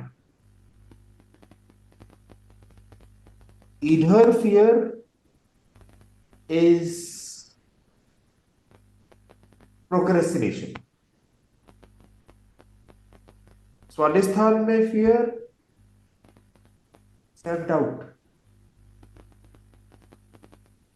creative block. मूलाधार में fear, family discord, disconnected from your roots. And every single fear has only one remedy: love.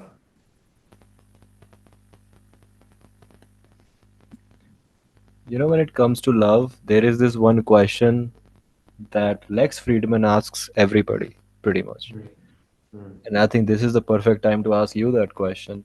Okay. Dostoevsky said that beauty will save the world. Hmm. Now, for a very long time, this didn't make any sense to me. Hmm. Beauty will save the world. I don't know. I thought beauty was a beautiful tyranny, slow tyranny, जैसे Socrates या Aristotle ने बोला था. I was like, all right, that makes sense because they're talking about physical beauty, right?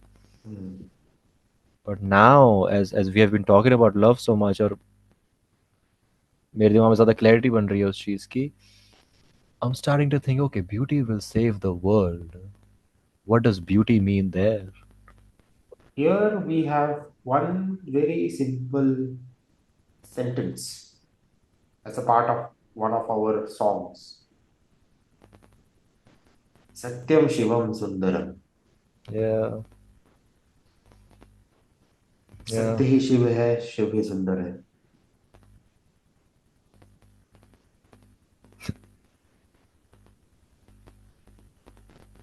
You know what? Everything dances with you if you are operating with love, and everything Yeah, fights you if you're operating on fear.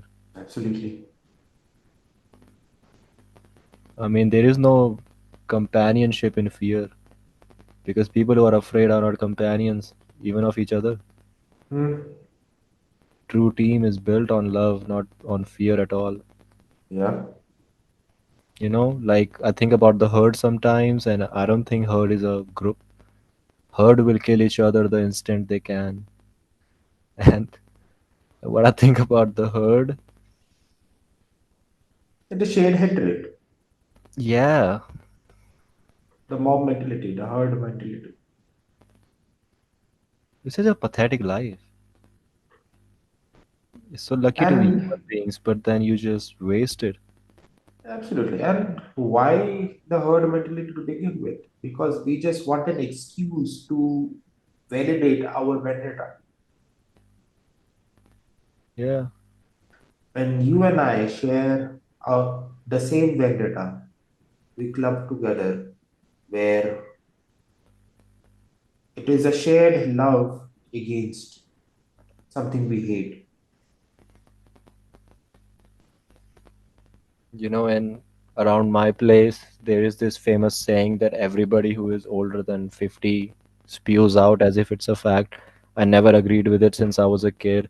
They would say किसी के अच्छे में जाओ ना जाओ किसी के बुरे में ज़रूर जाना चाहिए उससे दोस्ती बनती है right I don't agree with that मेरे जो सारे फ्रेंड्स हैं या फिर जिनसे भी मेरी कंपेनियनशिप है इसलिए नहीं है कि दुख में साथ थे इसलिए क्योंकि खुशी में साथ थे you know what I mean I understand And their sentiment पर I don't agree with that absolutely concur with it because people are jealous of good times. Everybody wants you to prosper, but very few wants to see you prosper.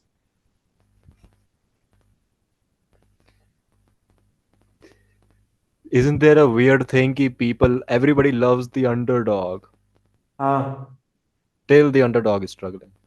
exactly. Exactly. So stupid. Because that reminds them of their inability to act. That reminds them of what opportunities they lost because of the choices they made. And they channelize that shame and guilt into anger and envy. Yep.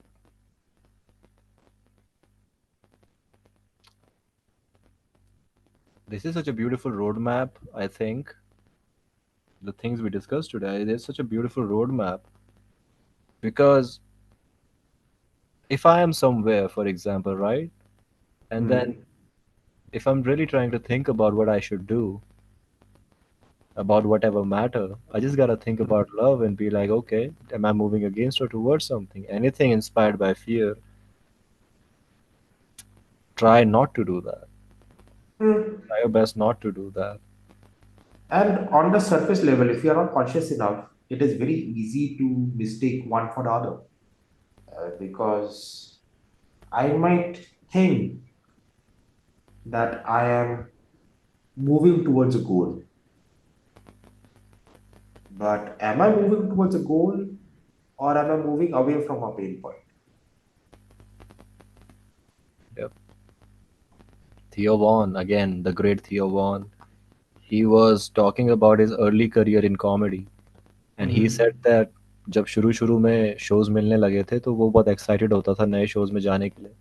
And for a Hmm. very long time he used to think कि wow मैं career में आगे बढ़ रहा हूँ मेरे इतने सारे shows हो रहे हैं finally right.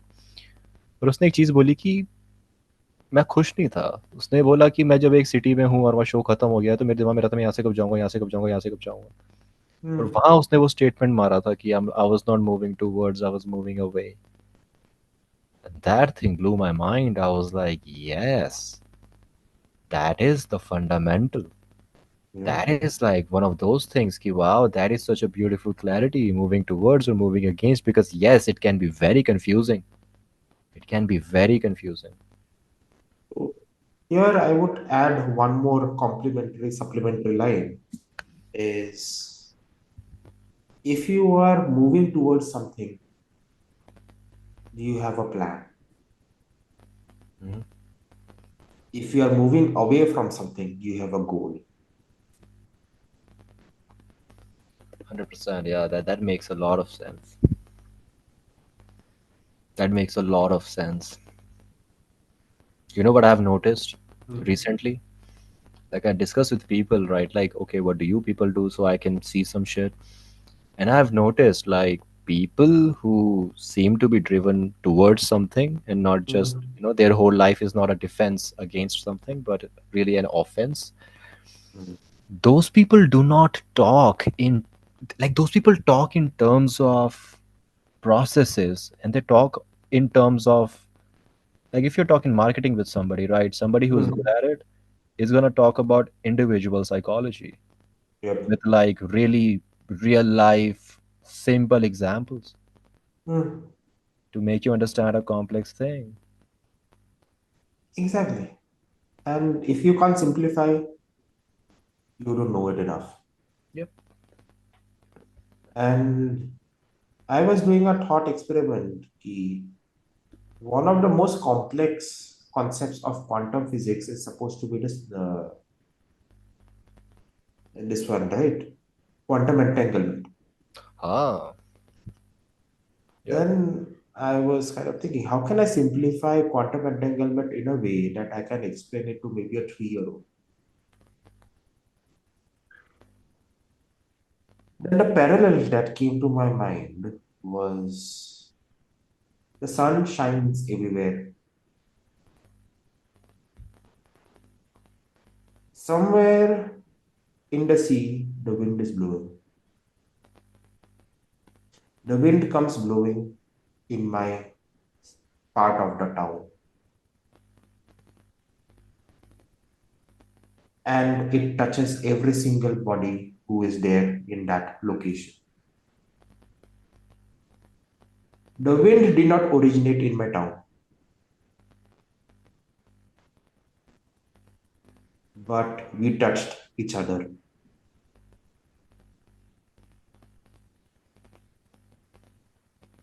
And every little change changes that touch. Um,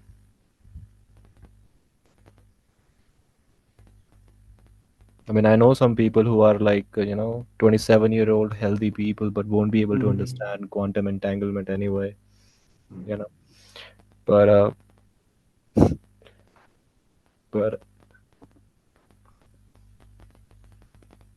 it is such a weird fact because I think that somebody like me is very, very movie towards things. But to recently realize and be like, okay, it's the simple shit. It's a Hmm. simple, it's the simple shit, really. Yeah. SNA is simple, so there must be more to it. I mean, of course, that is a thing, but then there is as much in it that you're gonna find. You're just gonna keep finding things. There's just not ends to anything. Yeah. But what is the end? It's very simple. Everybody's know. Everybody knows. Hmm. Wow. Now in the round, there is only one rule, right? Like we try to, our whole brand is authenticity. So then I was like, Acha, theek hai, like what is gonna be our thing? So like I use creatine, so I have to like go and pee a lot. And then Amartya and I decided that, hey, when there are like multiple speakers, one has to pee, the other has to give a monologue. Okay. And like, Amartya's monologue is the funniest monologue. I'm not kidding. Hmm. When he gets nervous, sometimes I would just get up and leave, just lie to him, be like, yeah, मैं करके आता." And then the way he would just talk to the camera is beautiful. It's really beautiful. Hmm. Because I remember when I talked to him, and I'm telling this story because of like the action shit, right? Because we are also Hmm. trying to figure things out. It's a new thing. Um, I told him that, yeah, before doing 50 rounds, we are not gonna think about anything else but learning how to talk. Because, and then that is something I've seen. Because like pushing things, that is what I've seen. Like that is what builds people as well. You gotta like sometimes Hmm. put people into uncomfortable situation just to be like, hey, get out of this. It's beautiful. Yeah. Because yeah, the last time Amartya gave a monologue, he was talking about like how people buy crazy cars and like the whole identity is on that shit. And he said if you have to buy a car to establish an identity, then yeah, you're not really an interesting person. Hmm. Beautiful idea. And that kind of reminded me of one thing. I forgot whether it was a podcast or a movie, but the best and the most convenient way of being the most interesting person in the room is to be a person who is interested. Yeah. Yep. Yep. The moment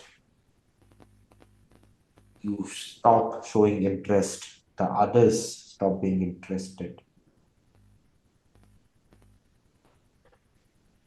That is very right, actually. That is true. Because everybody wants everything to be about themselves. I mean, also, So the only way to outshine everybody is to do what the others are not doing. yeah, even like objectively, right? Objectively speaking, we would find that, yeah, let's look at podcast and like the most successful podcast is by a person who seems to be genuinely interested in things. Hmm. Yeah, He doesn't care about the flair and anything. He just talks, yeah, you know? exactly. Yeah. And we are, operating on love, so we are not going to talk about others. Hmm. Yeah. Let them be happy in their own lives. Yeah. Hoponopono, give them blessings. Yeah. Blessings with a B. Okay, Amrish, thank you for doing this. Um, Great experience. Happened. Likewise, had a lovely time with this conversation and looking forward to how this virtual recording version turns out to be. Yep, we're gonna do reps on this. We are going to like, I'm gonna figure out like how to make this how to optimize this, because I Yeah. absolutely love this dimension, because this is also an improv, right? Initially I had a different idea, it turned out to be a Hmm. different idea, Yeah. right? The opposite of Kali push. You Yep. gotta go do your thing, you gotta abandon your plans and then just do shit. Yep. Okay, Amir, thank you very much. Great Most time. welcome. That whole thing about, Likewise. yeah, beautiful. All right. Chalo, good night and looking forward to snippets. Yeah, yeah. Also looking forward for, the idea about 12 books in a year. I gotta say this thing Ah, out so I don't slack. I have to say this out so ah, I don't slack. I gotta keep myself accountable. yes, Or I'm a loud mouth. absolutely. Yeah, Every round, one book. every round. Yep, Awesome. yep. Thank you, my friend. Chalo, Yep. most welcome. Yep.